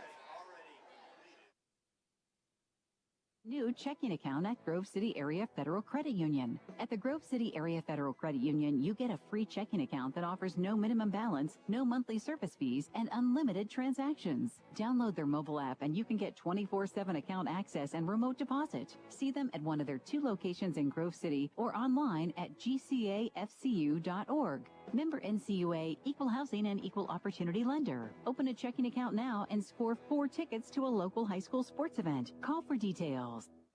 The third quarter is brought to you by Warner's Homes and Improvements, making dreams come true since 1958. Back here, Hornet Stadium, Hickory High School. Mark Slazak with Bob Greenberg, Lee Gross on camera, or Shannon back at the studio. Hickory now 1st and 10 from the Sharon 20-yard line. Sharon 20, Hickory 7, with 8:19 to go here in the third. I had mentioned earlier this week our thoughts with the Scarmack family. Greg Scarmack, Yes. a super fan who always had his radio and listened to us wherever he was at. Loved Farrell football. Dropped a mint at our table in so many basketball games as he passed by, coming in and coming out, giving a fist bump every time. So, yeah, he was a huge fan of us on the radio, and we appreciate that over the years. And condolences to the Scarmack family for the loss of Greg Scarmack. His brother-in-law is Sharon assistant coach Bob Fromm, and had a chance to talk to Bob before the game, and they were very appreciative of the words we said and posted. And very likable young man. Young. He was still young in my mind. Oh, yeah. But our thoughts are with, no question, Greg definitely will be missed. 2 receivers to the right, a tight end right side. Wide receiver to the left side as well for Hickory. 1st and 10. The back of the set, Morrison. In motion comes Maynor. Morrison now moves his steps to his right. Confusion again, and the flag flies. So more confusion on this Hickory offense. A dead ball procedure call against the Hornets, so they'll back them up. So that week 4, I mean, you expected some of this stuff maybe in week 1 or 2, but week 4, Hickory definitely having some issues on this offense. And that's frustrating one, Bob, because it comes right off a timeout. So they had the penalty or the timeout to come in to avoid a penalty. They've had a couple delayed games earlier in this game that were huge. It'll be 1st and 15 now for Hickory at the Sharon 25. 2 receivers right, 1 left. 1st and 15. Tellez back to pass, looking, rolling right, directing traffic, steps back, throws. It's a jump ball. It is intercepted in the end zone. Back the other way for the Tigers. And I think that's Lampkins on the pick for the Tigers. It is, and he'll return it out across the 15. And they'll put that ball down on the 15. It was just a throw into the end zone. There was nobody there. And a jump ball and an easy interception in the end zone for Jafir Lampkins. Yeah, really not a good decision by Xander Tellez. Just threw it up for a jump ball, and there was nobody even from Hickory around the ball, as you said. And Lampkins, Jafir Lampkins, a sophomore, with an easy interception. And Sharon will take over at their own 15-yard line. So an interception and a return to the Sharon 15-yard line. And the offense back out there for the Tigers. 3 actually out for the first time because they returned the kick. So first offensive set for the Tigers. Anglemore will actually give the ball to Friday, and Friday met in the hole and thrown back. Myers there to drive him backwards at the 13-yard line. And that'll be a loss of about 3. And Sharon just 12 yards rushing in this football game, but they lead 20-7. A couple of special teams touchdowns, one on a recovered fumbled punt snap in the end zone and one on a kickoff return. And that's the difference. End of 3, Sharpsville now leads Reynolds 27-12. Homecoming down at Sharpsville tonight. And the Blue Devils up by 15 going into the fourth quarter. Two receivers to the right side. Hand off again to Friday. He's got a hole in the middle, 15, 20, and runs over the safety out to the 25-yard line. And that's going to be close to a first down. We'll see where they mark him. Looks like they're going to give him enough for the first down. And I think they will, yes. Yep. Chains are moving, well, just across the 25. And the chains move with the first down run for Ike Friday. Best run of the night for the Tigers. About 14 in the play and a big first down for the Sharon Tigers. Greenville now up 56-0 over Cochraton. On to a Norris, go to the right side. Hughes to the near side. Ethan Englemore, the quarterback. Ike Friday behind him. Roberson tight on the left side. Hand off again to Friday. Into the line of scrimmage, and not much going there. Push forward for a yard, maybe 2. Shakur and others there for Hickory. Offensively for Sharon is Englemore, the quarterback. Friday, the running back. Roberson and Perks will see time at tight end. Hughes and Ondo and Norris at wideout. Dye and Houston. Bullock, Root, and Brody Miller, the offensive line. Marshall scoring for Farrell. They lead Mercer now 52-0. So Farrell's going to win their first game of the year. Perks going to check in as an extra tight end for the Tigers. It is now second down. We called about 9 here from the 26-yard line. Receivers wide to each side, 2 tight ends. Englemore looking near side, fire pass caught by Hughes, but he fell down right away, and he'll give himself up there on the slip at the 31-yard line. He had room for more if he could stay on his feet, but he'll go down there for a short gain. I think it was a combination of the pass, maybe a little bit underthrown there. He had to kind of go down to get it. Yep. And either way, he'll pick up about 5. It'll be 3rd and 5 now for Sharon at their own 31. Clock under 6 minutes to go here in this third quarter. The Sharon Tigers leading Hickory 20-7. Hondo to the right, Hughes to the near side. Roberson to the left, Perks to the right with double tight ends. Third down at about 5. Fake handoff to Friday. Rolling right. Englemore looks, fires, pass. Roberson had it and then couldn't hang on. Ball popped out on a big hit by Telez. And Telez taking out some of his frustration after that interception with a big clean hit on Roberson. As soon as he caught the ball, Roberson, it pops out of his hand. So 4th down now for Sharon, and I would imagine they will punt it away. Perfect timing on that hit. That would have been pretty close to a first down. It was right at the sticks. And might have had it, but Roberson ball popping out of his hands on a hit by Telez. Give the ball. We're going to make it now back to a punting situation as Phillips goes deep to return for Hickory. Hickory needs a spark here, and they could get one here with the electric Jaden Phillips returning his punt. Sharon's well aware of that. Englemore set to kick it away. He'll stand inside the 20-yard line. Phillips, the lone returner for Hickory. Low snap, Englemore skips into the kick near side. It's going to bounce and take a Sharon roll and then be touched and officially now down by the Tigers and about the 38-yard line. So that's where I think it's put at the 39. So it'll be Hickory football at their own 39. Hickory trailing with 5:23 to go in the third by a score of 20-7, and we're going to take a timeout. Media timeout in the action. We'll take that media timeout. Again, it's 20-7, the lead for Sharon over Hickory. We're back with more in a moment in your home for high school football, Sports Radio 96.7 and Facebook Live. Hello? Oh, I was waiting for the beep, or the part that tells me what button to press. Nope, I'm a real person. Great.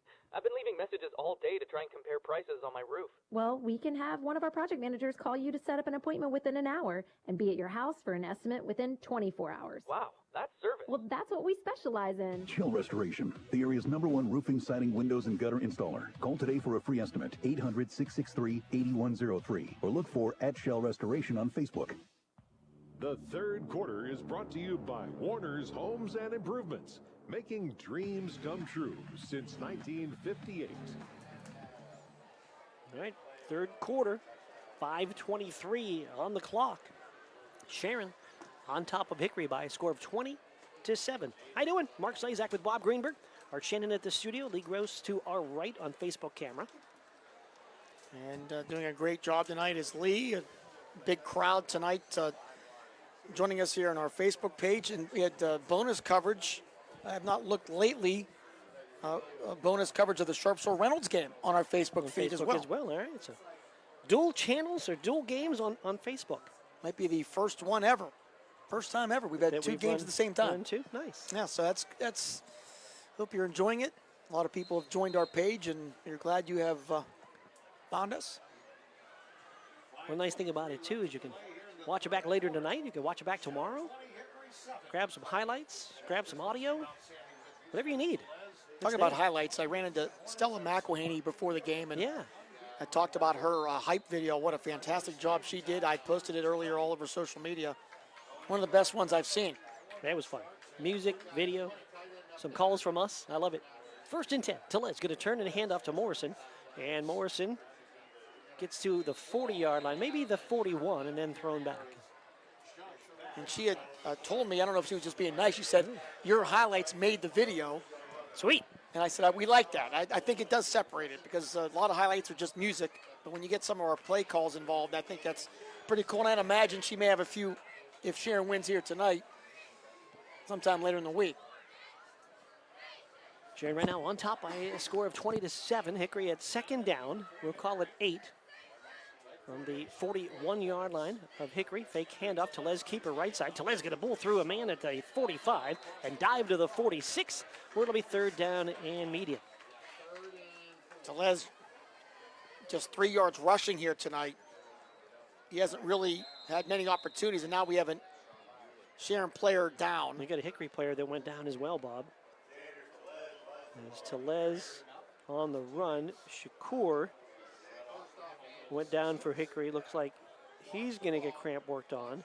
And so is the Sharon players down, and I can't see the number. I don't know if you have a better angle on that or not, but it looks like both players with leg cramps. So the leg cramps have raised its ugly head here, middle of the second or the third quarter. And I can't tell who that is. You want to take a break here? Or we will take a break. Right, we're going to take a break. With the couple players down with the cramps, we'll take the break with 4:30 to go on the third. Sharon leads Hickory by a score of 20-7 on your home for high school football, Sports Radio 96.7 and Facebook Live. Did you know that Mancino's Driving School can give you your driver's test? That's right. Mancino's Driving School provides an approved Pennsylvania Department of Education certified driving course as well as behind-the-wheel training. Mancino's Driving School offers one-on-one, on-the-road driving lessons 7 days a week with day and evening hours. They use only certified driving instructors that have undergone extensive background investigation. For details or more information on adult training, go online to mancinosdrivingschool.com.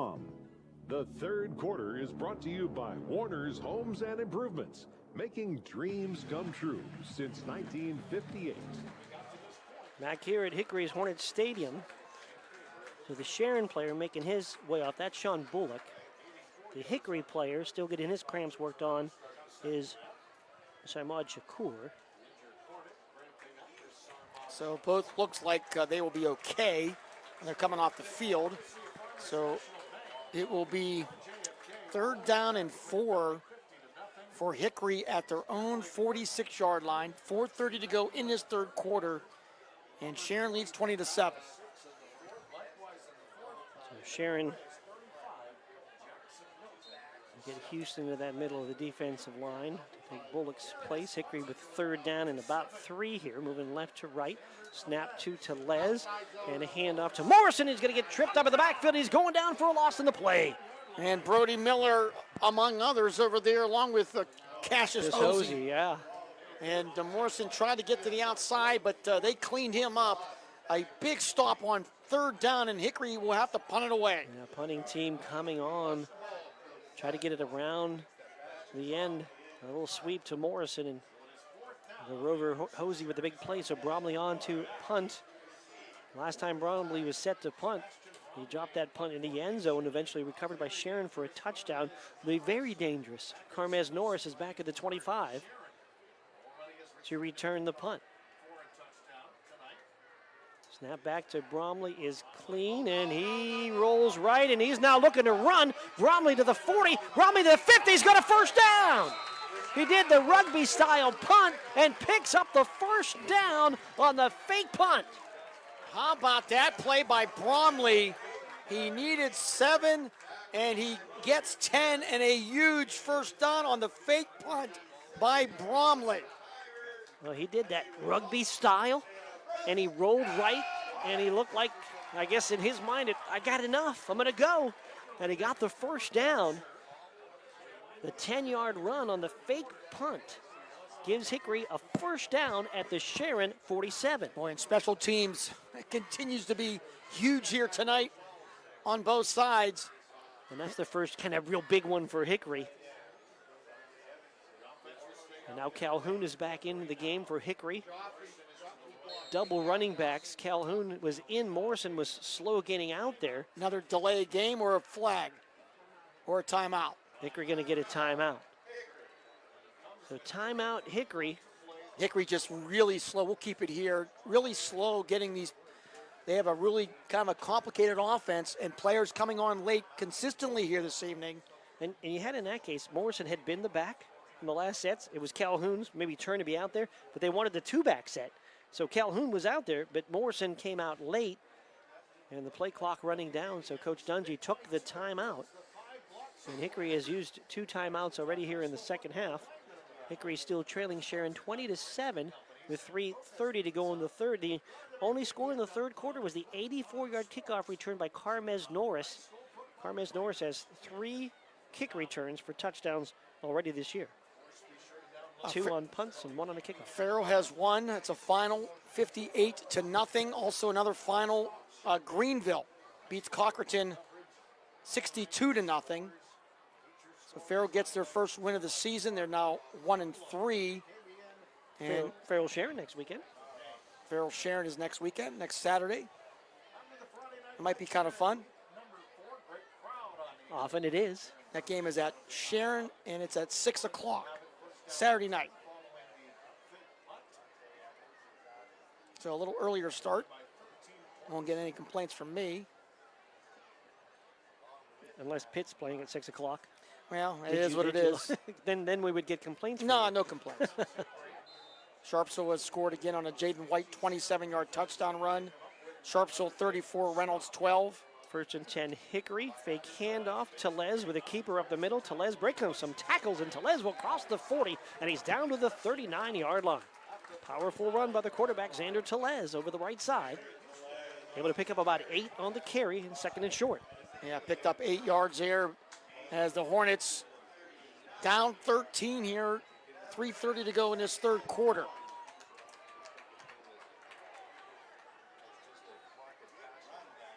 And yeah, Jaden White, big game for the Blue Devil.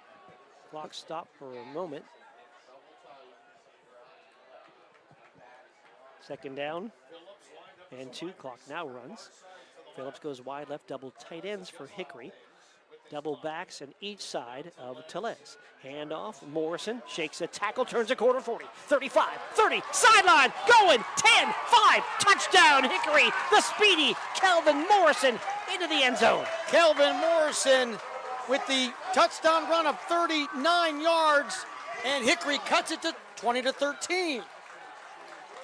Well, Morrison just able to elude a tackler in the backfield. A similar play that Hickory tried on the third down moments ago that blew up and was a 7-yard loss. But this time Morrison able to turn the corner, and when he did, turn on the jets, and there was no catching Morrison as he is into the end zone for the Hornet score. Cuts the lead to 20-13. Logan Stanford will kick at the goal to our right out of the hold of Xander Telez. Brody Miller had a great angle on Morrison as well on that play. Just couldn't bring him down. Snap is back. Ball is down. Kick is up. The kick is good. And with 3 minutes and 9 seconds to go in the third, Sharon 20, Hickory 14. We're back with more in a moment. This is your home for high school football, Sports Radio 96.7 and Facebook Live. 73 Lock, Stock, and Barrel opened their doors and served their first of over 3 million giant submarine sandwiches.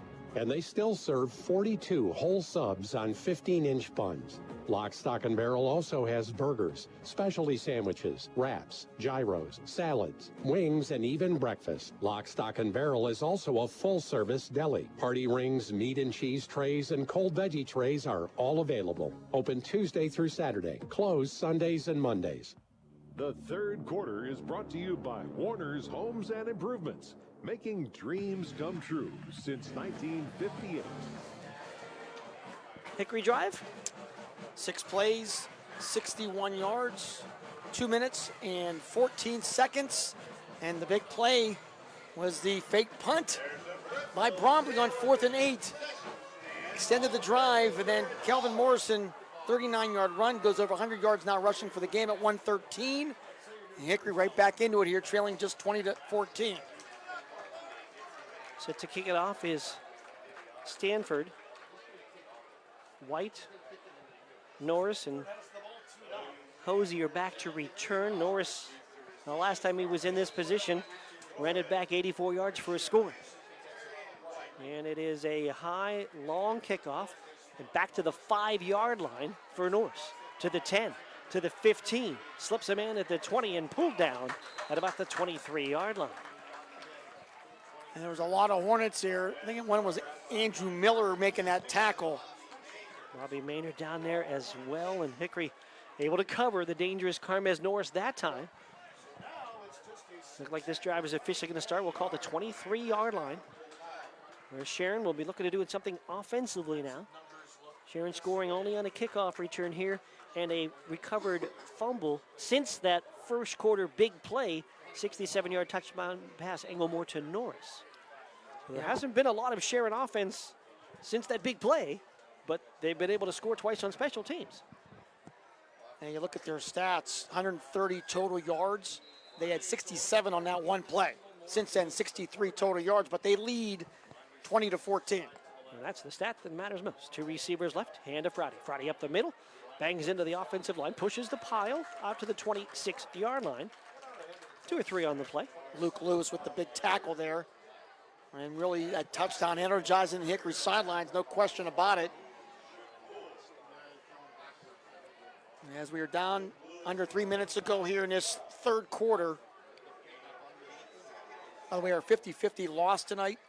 Yeah. The lady that was selling them said, I got to pick my own tickets. I said, I don't feel comfortable. I want to blame somebody. So I had to pick my own tickets. So it's my fault. So it is. It is 100% your fault. I don't like that. I like to have somebody to blame. 50-50 loss. Yes. You can blame me for not buying the tickets, and you buy it. That's I true. mean, if you want to do that. 2 receivers to the near side are Ondo and Norris on second down. We'll call it 7 here. Hand off to Friday, right side. Friday with a hole. Friday with a first down. Spinning through tackles, and he's across the 35 and out to about the 38, maybe even the 39-yard line on the spinning run by Ike Friday. I tell you what, I really like the way Ike Friday runs the ball. He runs it with a lot of power and physicality, and he will pick up, what about 16 there? Ben Walls will check into the lineup with the first down run to the 39-yard line of Sharon. Part of that big red H here, the Hickory logo that spans from the 33 to the 33, both sides. If you're looking on a video, you think maybe that's midfield there, but it's not midfield. It's only the 40. Only the right side of that H. Here's the snap back to Englemore. He's looking to run to the right side, turns a corner, and Englemore gets hammered right at the sticks on the far side. Oh, my. Whew. The front end of the sticks, so little gain for Englemore. That Matthew Myers over there. Quickly up and on his feet and looking fine as Englemore. Took a big shot over there, but he's okay. That was Myers there, big time hit. 1 yard gain on the play. It's been Friday mostly in the running the football. A couple of touches for Englemore running the football. That time trying to get to the outside. We saw him score earlier in the year on a similar run. He was able to turn a corner and get down the sidelines against Cathedral Prep. 2 receivers will come to the near side for Sharon on second down and 9. Friday the back behind Englemore. Roberson, the tight end, moves from the right to the left. And the handoff to Friday, bounces it outside. Friday, just gets tripped up. He was about to break free and got tripped up and knocked down at about the 43-yard line. Yeah, Xander Telez just got his arm up there on the ground and tripped up Friday. Just in time. Yeah, he was down and reached up to grab the ankle. So a short gain by Friday, a big hole in front of him. And it's going to be third down Under 30 seconds to go here in the third quarter. Sharon 20, Hickory 14. Clock running down here in the third. Sharon taking their time in the huddle. Play clock at 12, so they do need to run a play here. Two receivers will come to the near side. Roberson tight on the right side. Pistol set for Englemore. Takes the snap, hands to Friday, tries to bounce it right side and breaks one tackle but can't break the second. Short of the first down, and that's going to be the last play of the third quarter. 3 in the books. Sharon 20, Hickory 14. We're back with more in a moment. The big fourth quarter. We return on your home for high school football. Sports Radio 96.7 and Facebook Live. Imagine a bathroom that's not just a room, but a sanctuary. At Warner's Homes and Improvements, they believe in taking the time to get it right. That's why they are proud to introduce their bathroom installation service, where done in a day is a thing of the past. Experience the difference of a bathroom designed for you, not the clock. Visit Warner's Homes and Improvements on Route 19 in Mercer or at warnerconstruction.com. Warner's Homes and Improvements, where your bathroom is our masterpiece. Don't rush perfection. The fourth quarter is brought to you by Shell Restoration, the area's #1 roofing, siding, windows, and gutter installer. Ready to start this fourth quarter at Hickory. Sharon 20, Hickory 14. Sharon facing a 4th down and 3. So we'll see what they decide out of the sideline break, whether they're going to look to go for it here near midfield or look to punt it away and try to pin Hickory back. Couple quick stats. Sharon 155 total yards through 3 quarters. Just 52 on the ground, 103 in the air. Hickory 198 total yards. Morrison with 113 yards rushing leads the way there. 43 yards passing for Tellez. And as you said, 4th down and 3. What will Jason McElhaney do here? And they're still on the sideline. And as I peek at numbers in the huddle, that looks like the punt team. But we will see. They have not broken the huddle from the sideline yet. We have not had the official whistle here to start the third quarter. Play clock is not running yet, so we'll see. And it looks like they're going to come out with the punt team because I see Hosey out there as well as end of 3. Brown. Lakeview leads Maplewood 20-13. Now, we did see Hickory in a similar situation, similar part of the field, run a fake punt, get a big first down, and that led to the touchdown. So Hickory going to drop a returner back. That would be a big-time gamble here in the situation for Jason McElhaney. 4th and 3. Englemore set to punt, stands on his 32. Phillips not really back very far, stands only at about the 30-yard line. And the snap is back, and Englemore will kick a high short kick. That's going to bounce near the 40, take a lateral roll, and take a little bit of a Sharon roll, and be touched down at the 37-yard line. So Hickory gets it back. They're at the 37. It's the fourth quarter, and they trail Sharon 20-14. It's one of those cases where hindsight's 20/20. If you know you were going to get about a 15-yard punt, you probably would have went for it there. It's probably worth the gamble. But that's the nature of kicking at the high school level. So Hickory will get it at their own 37. 11:51 to go in this game, and Sharon leading here 20-14. Kelvin Morrison will be the back in the set. He scored on a 39-yard touchdown run for Hickory on the last possession for the Hornets. Morrison now with 7 rushing touchdowns on the season. And up the middle, here comes Morrison across the 40, and he's out to the 42, close to the 43-yard line for a good gain on first down. That's 6 yards there for Morrison. And the sophomore sensation, if he stays healthy, I think he has a legitimate shot to be, I don't know if he's going up to Chuck Carr's all-time rushing record here, but which is well over 6,000, but Morrison will definitely go after it. Hickory with the double fullbacks. And Shakur and Myers, a hand up the middle, nowhere to go for Morrison. Gives ground as he bounces out of the pile and now loses yardage. He went up the middle and maybe got back to the line of scrimmage, then tried to bounce it outside and make more and gave up ground and lost it back all the way to that original line of scrimmage. And I think it was Ike Friday. They were at the big defensive play. We got a player down. Another cramp. Yeah, he'll lose. He got 6 in the first down. He'll lose 5 there. So now it's 3rd and long for the Hornets. And decision time for Coach Bill Dungy. We'll move back about just a yard in front of the original stick. So 3rd down and 9. Cramps being worked on. So looking at the games tonight, we have 2 finals. Neither one a surprise. Farrell 58-0 over Mercer. Greenville 62-0 over Cockerton. Greenville now, they've won 3 games in a row since we saw them in week 1. Yeah. I think they're happy that we're not doing their games anymore. It wasn't our fault they lost. I'm just saying. Maybe. People are superstitious. No more than you. Lakeview still leading 20-13. And Sharpsville's up big. Over Reynolds. That was 27-12 last one I wrote down. What do you got? That was, let me just check here because the professor is 34-12 now. So Sharpsville's on their way. So, but the game of the night right here, no surprise, has been Hickory and Sharon. Good chance. The odds are pretty favorable. They'll play each other again. This is the 8th time these 2 teams will have played since 2020. They've played twice in 3 of those 5 years. And if they find a way to play each other again, it'll be the 9th time. Yeah. Now I know in our years of broadcasting together, 22 doing this as partners, but we've been working together for well over 30 years. And I don't remember at any time, even when you were the sideline guy, that you ever went down with a cramp. Did that ever happen during a broadcast? No. Now, how about in real life? Ever? Last Is time that one of your things? A cramp? The last time I played blackjack, I got a cramp, I think.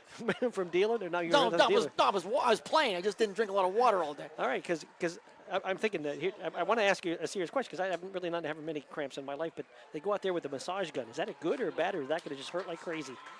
Where they put the massage gun on the cramp? I'm trusting the trainers have the right tools to get the. I just wonder how it would feel. The I'm not saying it's not going to make the cramp go away. I just wonder how much pain it goes through. With Shakur, who's had a cramping issue now this is not good part of the second half. He does not want to walk off by himself at all, so a couple of guys are going to help him off the field. So they'll help Shakur off the field. No easy task. Big guys helping big guys off the field. Yeah, Shakur doesn't want any help either. He doesn't want to move at all. And they're working hard. They had 2 guys on him. Now they got 4 guys on him. And they're going to get him off the field. They're going to pick him up. To a round of applause from the Hornet fans as actually about 8 or 9 players help get Shakur off the field. 282 pounds, so he's not easy to move. And he didn't want to move with a couple of assistants and kind of half walk off. That was not going to happen. Joe Garm came and helped. He's 6'5", 365, so get his bulk out there. But here we go. It'll be 3rd down and 9 for Hickory at their own 38-yard line. Big play here with 10:57 to go in the game. So Hickory's going to have receivers wide to each side. The back in the set is Morrison. Telez back to pass. Shoulder fake. Loops it out. Near side. Phillips made a catch just inside the sideline. First down inside the 40. What a catch by Jaden Phillips. What a big-time player this young man is. Now the officials are talking. Is he inbounds or out of bounds? And it's inbounds. Oh, he was inbounds as he made a spectacular play. 26 yards for Phillips. Telez threw it up there and really made Phillips adjust and catch it, and he caught it with his back to the end zone and made a nice play. And Jaden Phillips, 5'11", 170, the sophomore, and was so much crazy potential on both sides of the ball. Great coverage there as well by Norris on the other side, Mark, but just a better catch by this budding superstar. 1st and 10, 37-yard line for Hickory. 2 receivers right. Phillips left, handoff near side. Morrison on the short side gets across the 40 to the 35. A couple of flags on the play. And it's one's in the Hickory backfield. And the other one on the sideline as part of the run as well.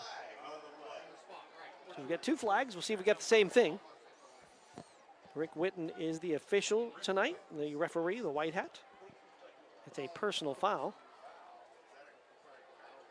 It's going to go against Hickory. I don't know, was that chop block? What was that signal? I think.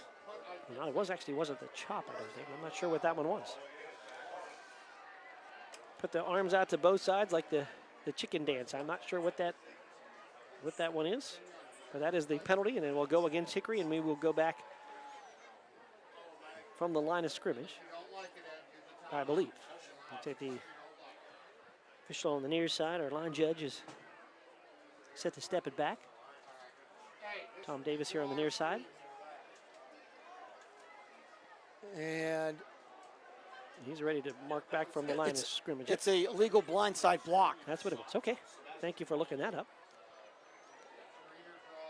So that's a huge That's a 15-yard penalty, so it's going to move it all the way back to the Hickory side of the field, back to the 48.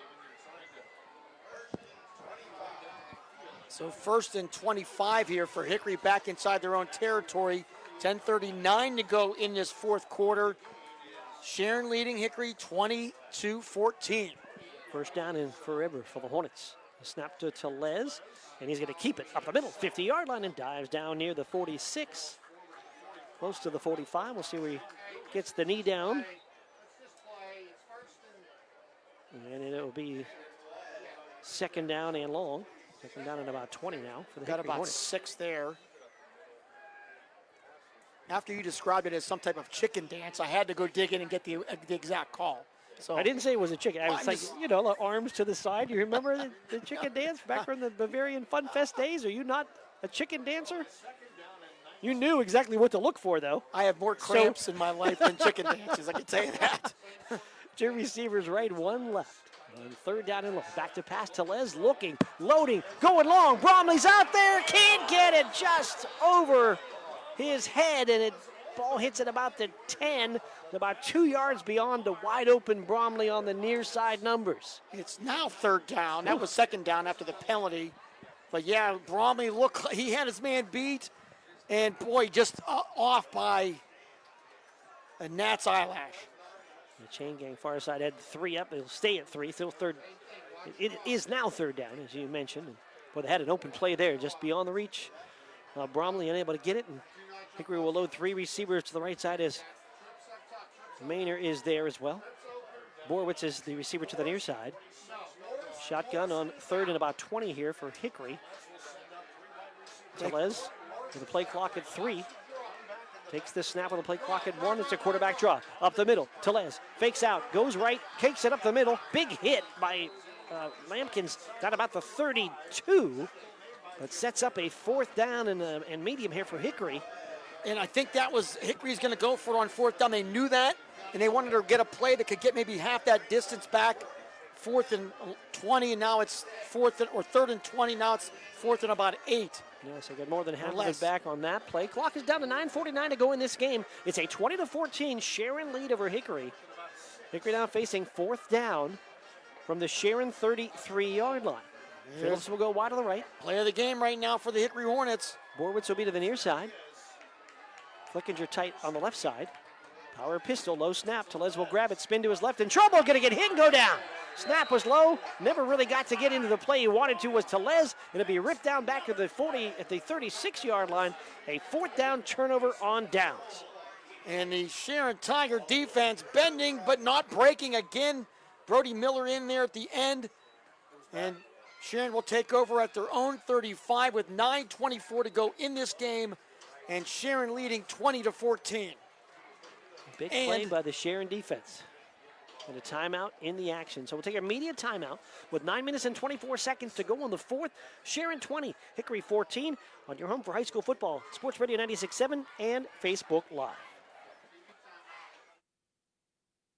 That's not just a room, but a sanctuary. At Warner's Homes and Improvements, they believe in taking the time to get it right. That's why they are proud to introduce their bathroom installation service, where done in a day is a thing of the past. Experience the difference of a bathroom designed for you, not the clock. Visit Warner's Homes and Improvements on Route 19 in Mercer or at warnerconstruction.com. Warner's Homes and Improvements, where your bathroom is our masterpiece. Don't rush perfection. The fourth quarter is brought to you by Shell Restoration, the area's #1 roofing, siding, windows, and gutter installer.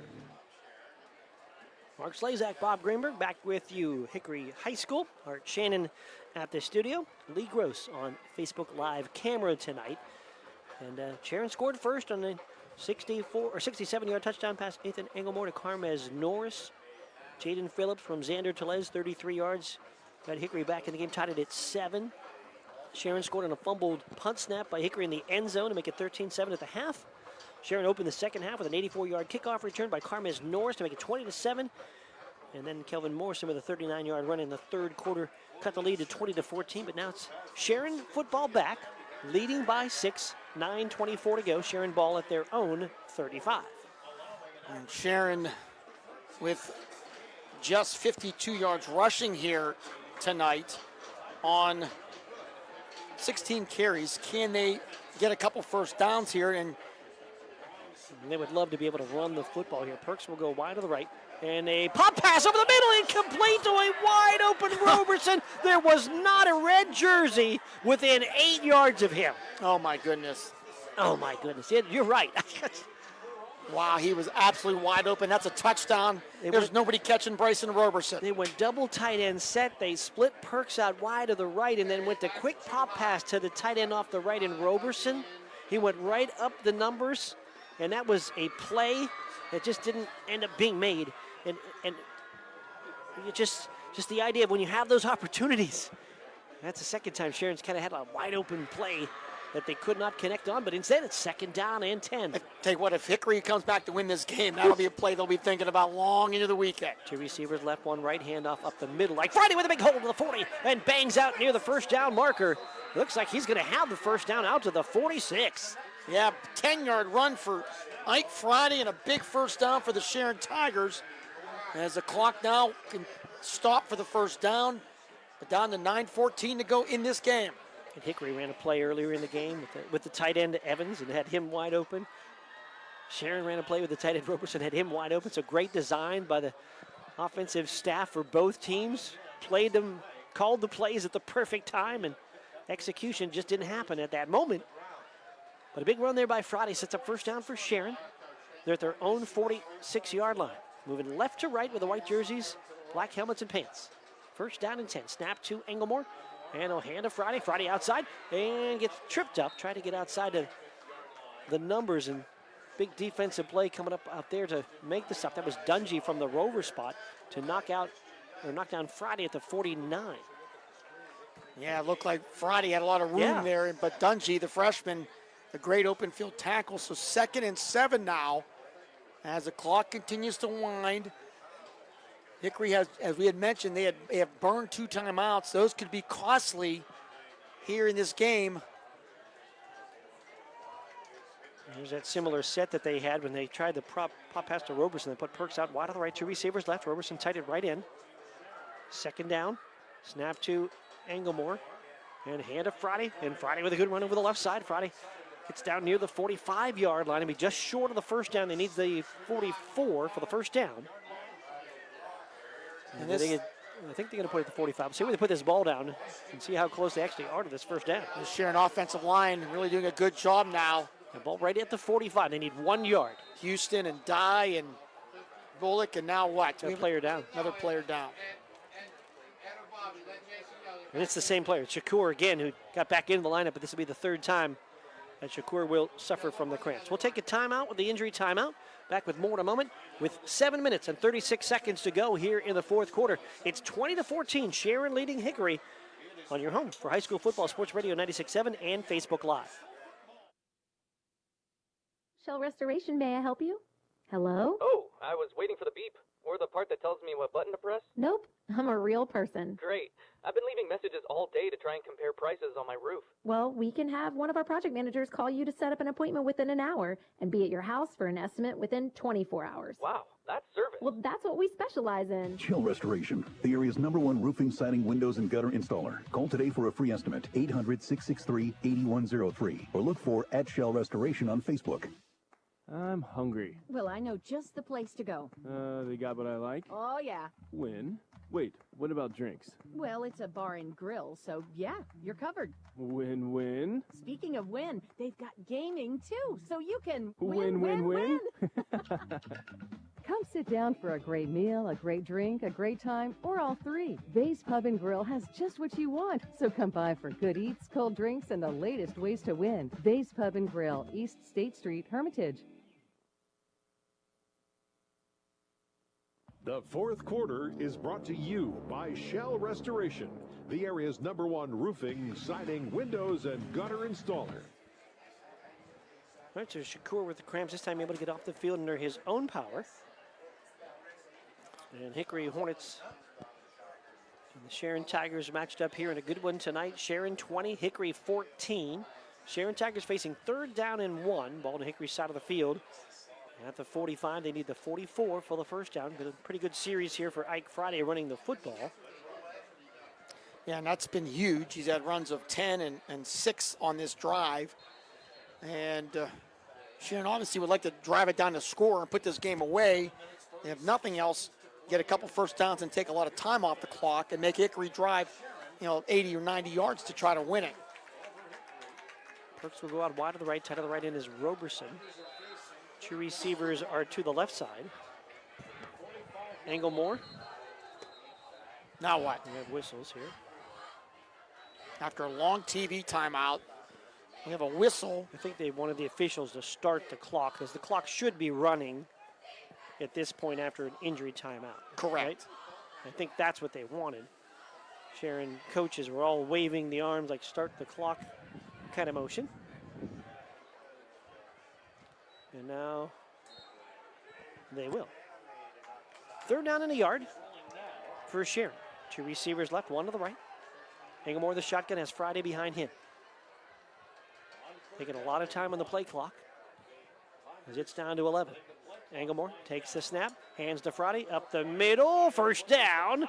Not a lot, but enough. Just across the chains and then thrown back. He got a couple, it's all he needed. And we talked about in the pregame, the battle is going to be one up front. And right now, the Sharon Tigers. They had struggled, you had mentioned the yards and the run, but they have been good here in the fourth quarter when they needed it. Yep. When needed. They have been pushing Hickory around a little bit. So, and we're down to 7:15 to go in this football game. 1st and 10 for Sharon at the Hickory 44. One receiver left. A couple of tight ends and a wing to the right. Englemore takes a snap. Hands to Friday. Up the middle. Friday got about 3 yards before anybody hit him and then gets pounded down at about the 42. Borowitz and big Luke Lewis with a big-time hit on Friday. Friday doesn't go backwards very often. No. He did that play. Yeah, he went down. Again, got a couple of yards. I'm going to give him at least 1 yard before anybody touched him, and then it ran into that brick wall. Friday gets about, 8 yards back in the pistol set. So he gets the ball with a head of steam. By the time he gets to the line of scrimmage, he's off and already at full speed. Clock continues to churn here, down to 6:20 to go in this football game. 2nd down, we'll call it 8 as they gave Friday 2 on the carry. Motion man is Norris. They'll give it to Norris on a little reverse. Norris turns it up the field to the 40. Norris to the 35. He's close to a 1st down as he's ripped down there. He'll be short, I think, by about a yard. A little trick play by Jason McElwain, almost getting Norris in an open space. If the would have been a maybe game-sealing touchdown run. A little end around. So came behind the quarterback in the pistol set and got the handoff, turned it right side, and got down to the 35. So another 3rd down and 1. Clock at 5:41. I love that play call. Yeah. Love that play call because everybody's looking at Friday, and they bring Norris around the end. Two receivers left, one to the right. Anglemore in his shotgun, takes the snap, hands to Friday. First down, Friday inside the 30-yard line on a dive. He'll mark him knee down, maybe right at that 30, but first down, Sharon. 6 more yards for Friday. More importantly, another big first down for the Sharon Tigers as the clock continues. 5:18 to go here in this football game. To the 30-yard line on the Ike Friday run. The bulk of the carries here on this big fourth down drive for the Tigers. 5:05 on a running clock. Sharon with a 20-14 lead. Hickory had turned the ball over on downs at the Sharon 35. Sharon's had the ball since. Two receivers left, double tight end set. Motion man, Norris, handoff to Friday. And Friday up the middle for short yardage. He ran that same set with Norris coming behind the play. That time did not give it to him, but gave it to Friday, and Friday to the 29-yard line. And Norris now 18 carries, 69 yards here. 65 of those yards in the second half, where he has been big when needed. Came in averaging over 100 yards a game. And the clock continues to wind, and remind you again, Hickory has burned 2 of their timeouts already. A very methodical drive by the Tigers. They're in no hurry. Anglemore doing a nice job of using as much play clock as possible on each play. Second down and 9. Two receivers left, wing to the right, and a fake handoff, and it's Anglemore sliding down left, and that may have just been a mishandled play as he turned to his left, and there was nobody there. And so, yeah, a mistake there in a crucial time for Sharon. Anglemore will get back, I think, to maybe lose a yard. Yeah, he slid down. They got to count it where he starts that slide back at the 29. So it's going to be 3rd and 11. You're right. That was a huge play. So just a kind of a miscommunication here on that Sharon play. Anglemore turned to his left, and there was nobody on that left side, and had it back to his right, and then ran it, and then knew that there was no blocking there, so slid down. So 3rd down and 11 now for the Tigers. Clock down to 3:20 to go. Norris and Ondo to the left. Perks left, hand up the middle. Friday, big run, and Friday inside the 25 with a dive and down to the 24. And a good run on the 3rd down play to at least set up a 4th down, and we're going to mark him down. They're going to say knee down at the 44. So 24. That's right, the 24, 4th and medium. 4th and 4 for Sharon. Telez with the big tackle there. And now this is going to be the play of the game. And we can say that and say it again and say it again and say it again in this one. Because if Sharon would get a first down here, a new set of downs, the clock running 2:45, Hickory just 1 timeout. It's a huge play for the Hornet defense and a same play on the offensive side. Roberson will split out wide to the right, 2 receivers left, and a timeout taken by Sharon. Big break there for Sharon, or for Hickory, because they call a timeout, and we'll take a timeout. Timeout with 2:34 to go. Sharon facing a 4th down and at about 4 here. Back with more in a moment. Sharon 20 and Hickory 14 on your home for high school football. Sports Radio 96.7 and Facebook Live. Stay refreshed and hydrated with Herman's Water, your go-to bottled water choice in the Valley since 1908. Herman's premium spring water is sourced from nature's purest springs, delivering a crisp taste that quenches your thirst. Say goodbye to dehydration and hello to hydration. Visit hermanswater.com to order your supply today that can deliver to your home or office for free. Ask about our new customer offer of 1 month free rental and 2 free bottles. Herman's Water, when taste matters. The 4th quarter is brought to you by Shell Restoration, the area's #1 roofing, siding, windows, and gutter installer. Back here, Hickory High School, Mark Slazak along with Bob Greenberg. Sharon Tigers 4th down and 4, leading 20-14 here at Hickory. 2:34 to go. And Tom Reisler just waiting for all the games are complete in District 10, except for one. This is the last game. Again! It is like clockwork for you and I, Mark. But no complaints tonight. This is an exciting one. Everybody that has jumped on board to watch and join us here late. This is a huge play for both Sharon and Hickory in this one. And what do you call here if you're Sharon Tigers? Give it to Isaac Friday. You let Anglemore run it. I don't know what else you could do. We've had Roberson a couple times from that tight end spot as well in these crucial plays. 2 receivers left. Perks out wide to the right. in the pistol set. Friday the deep man. 4th out and 4. Englemore takes the snap. Fake handoff. Looks to throw. Nothing there. Gets grabbed. Oh, they might have a face mask. There might be a face mask. He's sacked back at the 37-yard line, but they might have got a hand in the face. Oh, my goodness. I think you're right. The flag was right there, and Englemore had nobody downfield. They were all covered. Let's see what the flag is. It was Evans, I believe, that came in on the penetration to grab Englemore. So the flag is sitting at the 35, be an 11-yard loss. And it would be Hickory ball if there was no flag. And if the flag is at the 15, or the flag 35. is back at the 35. Okay, yes. And they're talking about where do you mark this one from? It would be from a spot. And that would, be exactly enough for just, an inch short of a first down? Let's see what Rick Witten tells the crowd here.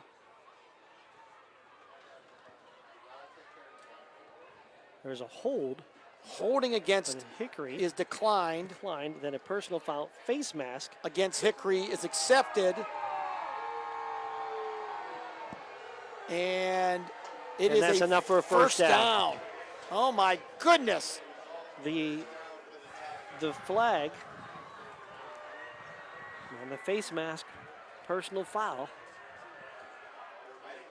So they're going to mark it. Let's see where they spot this ball. It would be half the distance.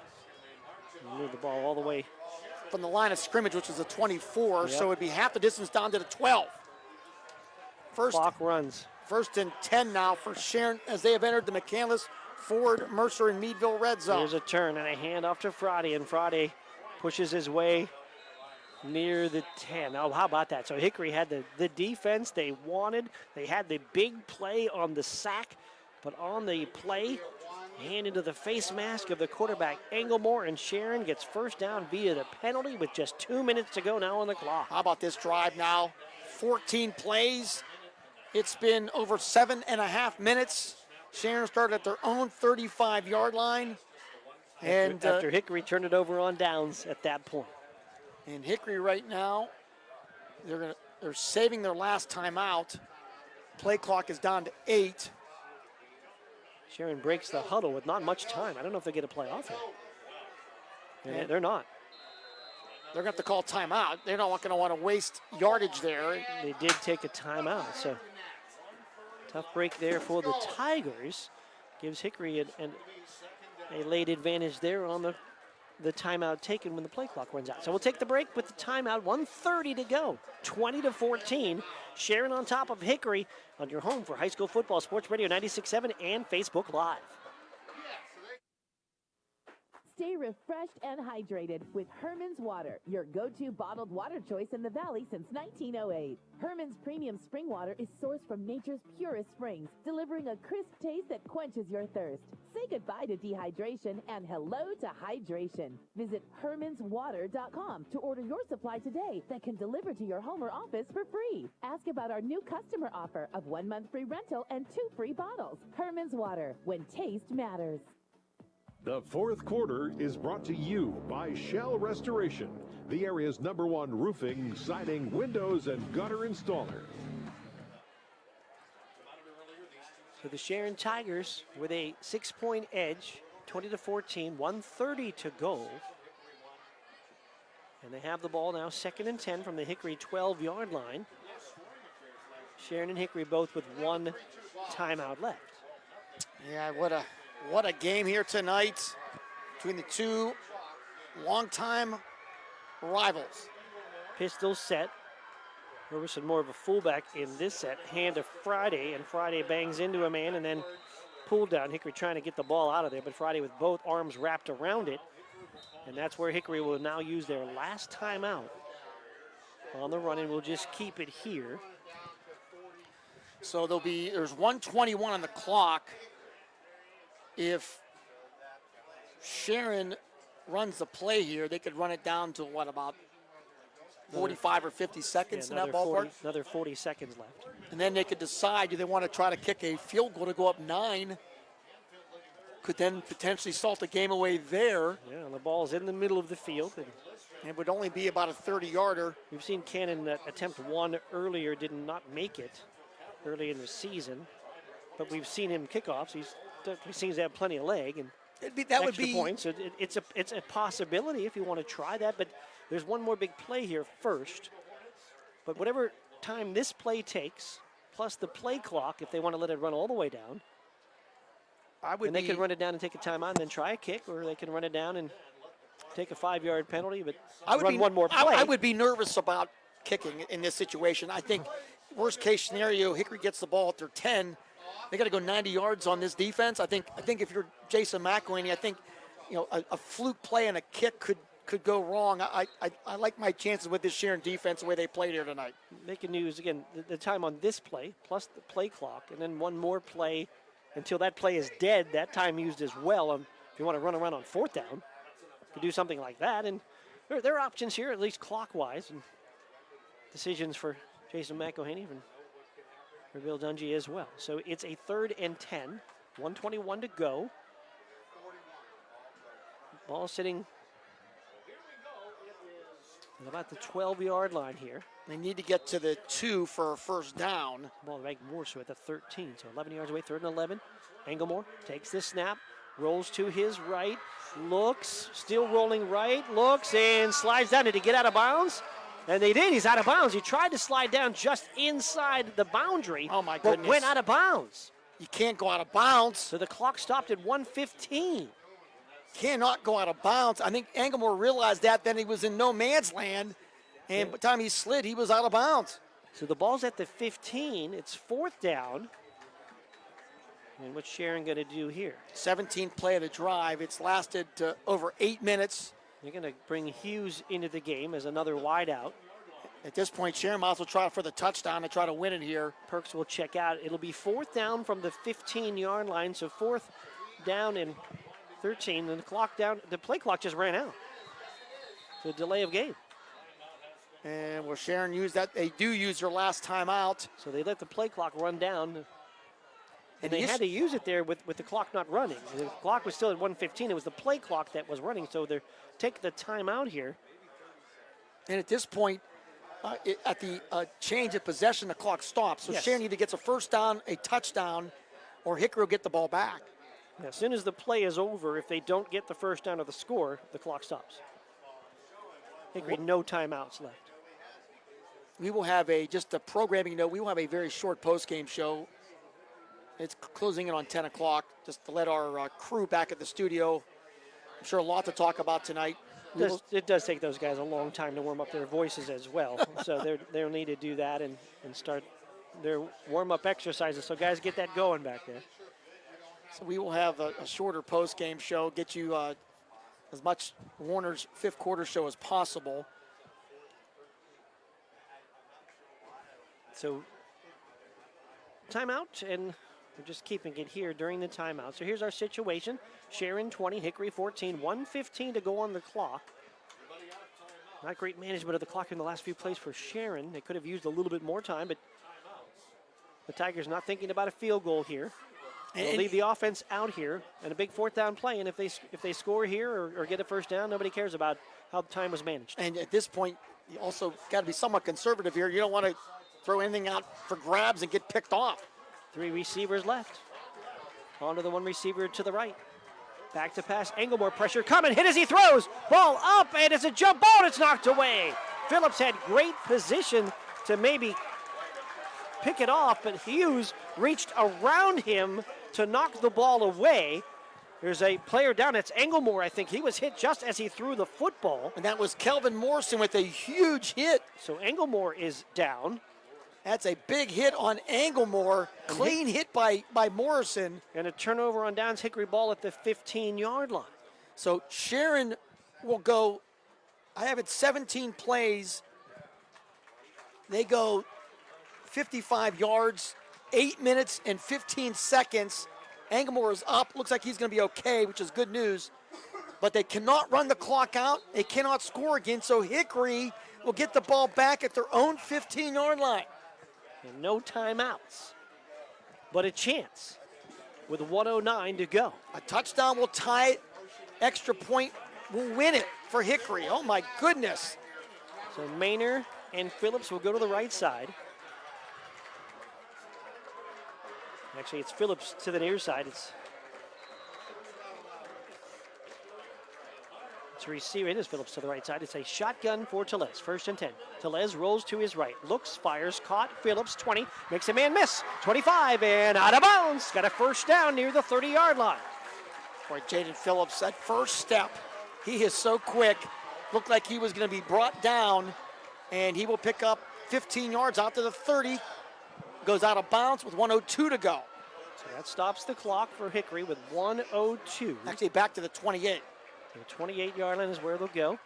Phillips again, the lone receiver to the right. Tellez with a handoff to Morrison. Morrison trying to sweep. 25, 30, 35. Dives to the 40-yard line. That's a first down. Clock will stop for the moment as Hickory will quickly get themselves ready.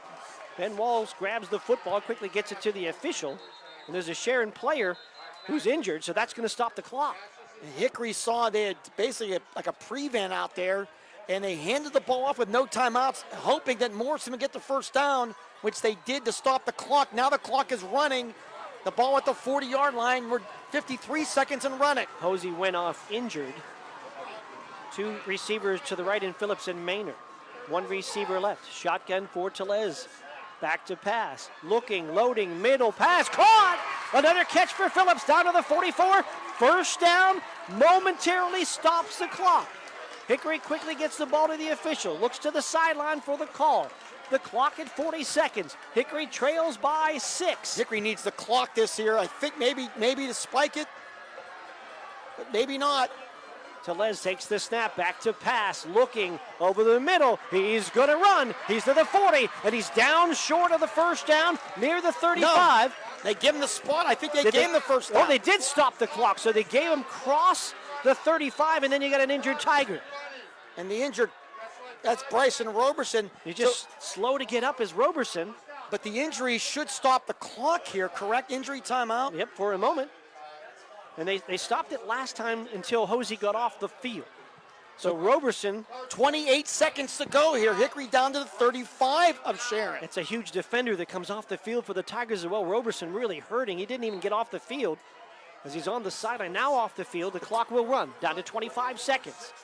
2 receivers right. Snap to Tellez. Tellez back to pass. Looking, loads, fires, caught. Over the middle to the 20-yard line and out of bounds. Hickory has the ball in the red zone on a catch across the field. That's Maynard. That'll be a pickup from the 35 down to the 16 of 19 yards. Maynard got out of bounds and the first down. So Hickory's got some time. Phillips will go out wide to the right. Sharon leads by 6. 16 seconds to go. Hickory in the McCandless-Ford Mercer in Meadville red zone. Shotgun snap to Tellez. A draw play. A hand to Morrison. Morrison is inside the 15 and held up there. The clock's at 10 seconds. The clock runs. They're still not unpiled yet. The clock's at 8 seconds. It's down to 7. Will Hickory clock it in time? They get on the ball at 3, 2. They snap. They spike. Is there time? The clock says 0. I think this game is over. Oh my goodness. And Hickory's arguing there should be a second on the clock. But I think the official said it's over. They're going to discuss. There's either a 1 second or this one's done. And that's the question. Sharon's on the field celebrating. There's still a discussion. Is there time on the clock or not? 1 second. There's 1 second. The official just made the signal. Hickory will have one play. Oh, they clocked it just in time. And how about this? Sharon's celebrating. Now they got to get their team back onto the field. Coach McElhaney is upset. He's on the field. And they need to get Coach McElhaney off the field. Steve Hoover's out there, the AD. He's getting Coach off the field. Everybody trying to get set. Let him know, hey, this is a huge play. And the play call, Hickory thought Morris could get in from there. He gets tackled, and unbelievably, they have 1/10 of a second on the clock. It doesn't matter. This is the final play. Unless there's a penalty. 2 receivers left. 1 to the right. They're going to empty the set as Morrison will be slot to the right as well. Phillips is slot near side. Bromley wide left. Shotgun. And the snap to Tellez. They got to get it into the end zone. Tellez fires, buzzer pass, knocks away. It's incomplete. As Carmez Norris deflects the pass in the end zone, and Sharon beats Hickory 20-14. Unbelievable finish here. What a drive by Hickory. They got one shot in the end zone, but Norris, the star of the night, saves it, and Sharon will hang on to beat the Hickory Hornets 20-14.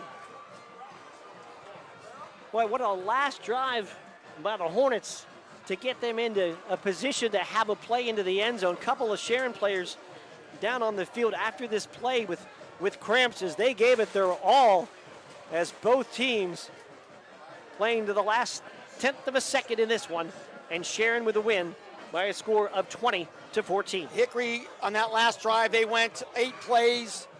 They went 61 yards in a minute and 9 seconds. Completions of 13, 15, and 19. High drama between these two long rivals, and good chance we'll see them play again at a neutral site in November. We'll take a break. Post-game comes your way next. The final score, Sharon 20, Hickory 14. You heard it right here on your home for high school football, Sports Radio 96.7 and Facebook Live. Before considering investing in a variable annuity, you may want to make sure that you're exhausting the contribution limits of your 401k, IRA, or other qualified retirement plan. In the end, variable annuities are really a value judgment. Call David O. Cashdollar, CFP, Timothy D. Cashdollar, CRC, and Eric W. Montgomery, CFP, to evaluate whether a variable annuity suits your objective at 724-458-5233 or stop in at 115 Erie Street, Grove City, Pennsylvania 16127. Registered representatives offering securities through Cetera Advisor Networks, LLC. Member FINRA, SIPC. Dave Cashdollar and Eric Montgomery also offer advisory services through Cetera Advisor Networks, LLC, a registered investment advisor. Cashdollar and Associates, LLC is not a subsidiary nor controlled by Cetera Advisor Networks. There is a surrender charge imposed generally during the first 5 to 7 years that you own the contract. Withdrawals prior to age 59.5 may result in a 10% IRS tax penalty, in addition to any ordinary income tax. The guarantee of the annuity is backed by the financial strength of the underlying insurance company. Investment sub-account values will fluctuate with changes in market conditions. Hello, Shell Restoration. May I help you? Hello? Oh, I was waiting for the beep, or the part that tells me what button to press. Nope, I'm a real person. Great. I've been leaving messages all day to try and compare prices on my roof. Well, we can have one of our project managers call you to set up an appointment within an hour and be at your house for an estimate within 24 hours. Wow, that's service. Well, that's what we specialize in. Shell Restoration, the area's #1 roofing, siding, windows, and gutter installer. Call today for a free estimate, 800-663-8103, or look for @Shell Restoration on Facebook. The fifth quarter show is brought to you by Reinhardt's Insurance. Insurance solutions to help you accomplish your goals. And now, proud sponsors of the Player of the Game. All right, back here at Hickory High School. Oh, what a finish that we had. As the Sharon Tigers and Hickory Hornets go down to the wire, Sharon wins it by a score of 20-14. Here's how it went scoring-wise. After a short Hickory punt set up Sharon with pretty good field position, they get a 67-yard touchdown pass. Ethan Engelmore to Carmez Norris, 7:18 to go here in the first quarter. The Yusef Kennan extra point, Sharon led 7-0. Hickory answered that drive on a 33-yard touchdown pass to Jaden Phillips from Xander Tellez. 5 plays, 44 yards on the touchdown drive. 2:08 it took to get there. And Hickory tied it at 7 on the Stanford extra point. Hickory came up with an interception and a Sharon turnover on downs on that pick. That Sharon turnover on a 4th down play. It's kind of like a punt as it went down to the 3-yard line. Hickory got the ball, couldn't do anything with it. So Hickory had to punt out of their own end zone. The punt snap was mishandled. It was dropped in the end zone. And Cassius Hosey, Brody Miller there to recover. Both guys there. Hosey had it first. Miller came out of the pile with it. Sharon touchdown nonetheless. Extra point kick failed, and at the half, Sharon led 13-7. With 11:49 in the third quarter, that's the first play of the second half, Sharon took the second half kickoff, and Carmez Norris went 84 yards for a touchdown, his 3rd return touchdown of the year. Cannon with the point after, and Sharon led 20-7. Sebastian Bromley made a big play on a Hickory drive in the third quarter on a 4th and 8. He ran for 10 on a fake punt. Hickory continued the drive on a Kelvin Morrison 39-yard touchdown run. 6 plays, 61 yards, and with 3:09 to go in the third, Hickory has cut the lead to 20-14. Hickory drove it back down. They stopped Sharon, then drove it down to the Sharon 35 where they were stopped on downs. Sharon then, their biggest drive of the game, at least time-consuming wise. Sharon got it back. They went 17 plays and 55 yards. They took 8:15 at the clock before they turned it over on downs at the Hickory 15-yard line. So Hickory was left with just 1:09 to go on the clock. Hickory turns around. They go 61 yards in the other direction. But the final play that went off with just a second to go on the clock was knocked away in the end zone by Carmez Norris, the final pass, and the Sharon Tigers win by a score of 20-14 in this one. So what a game that we had, and the Sharon Tigers with the win. Sharon going to 3-1, Hickory also 3-1, a league record 1-1 for Hickory. Sharon in the league now 2-0.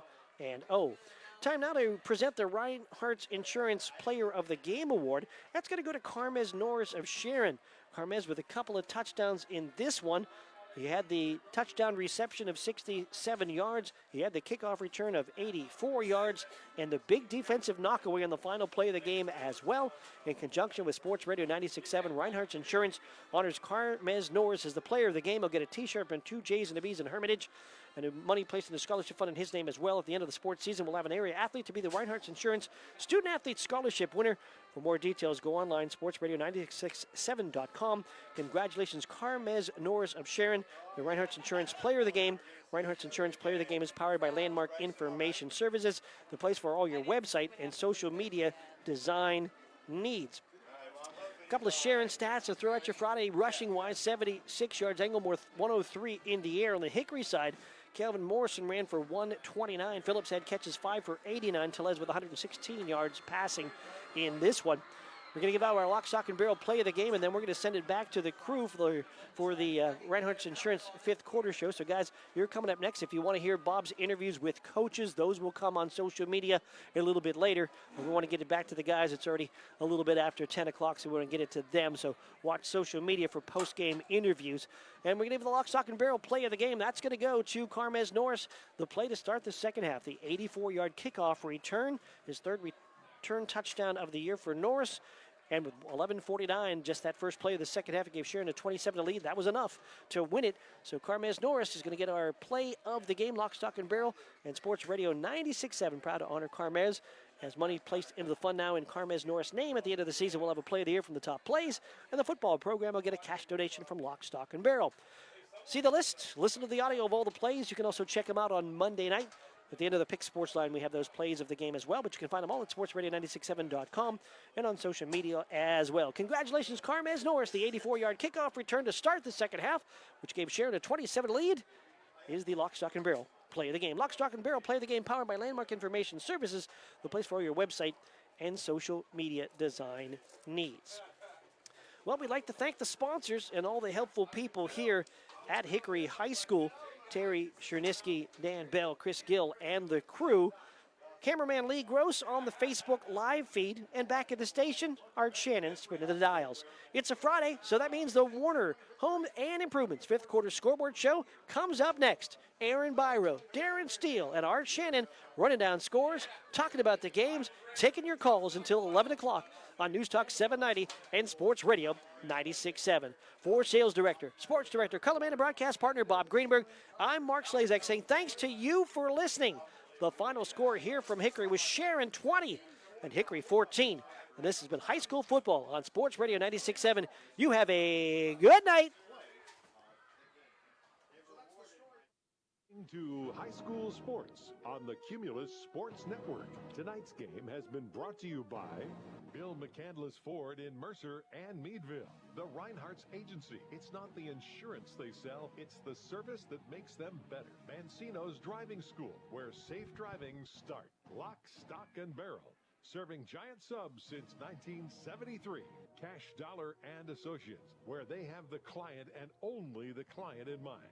Shell Restoration, the area's #1 roofing, siding, windows, and gutter installer. Warner's Homes and Improvements, making dreams come true since 1958. St. Paul's in Greenville, a senior living community. Grove City Area Federal Credit Union, banking but better. Attorney Bill Motor, excellence, experience, and integrity. Mercer County State Bank, community-minded since 1911. Herman's Water, when taste matters. Vay's Pub and Grill, make it special, make it Vay's. Hermitage Rotary Club, if you're struggling with prescription opioids, there is hope. Mailer Insurance, trusted for generations. Minuteman Press and One Stop Mail for all of your printing, marketing, and mailing needs. DK Auto LLC in Grove City, specializing in southern vehicles up to $15,000.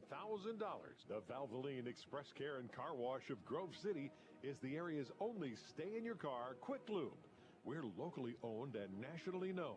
Drive in, drive out. It's that easy.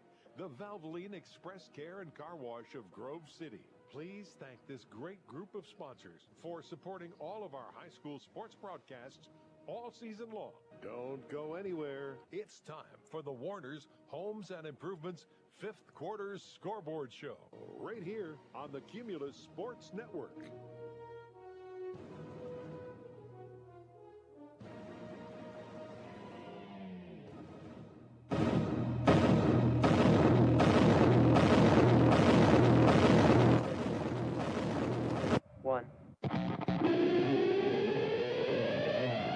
Well, hold on. Just because the game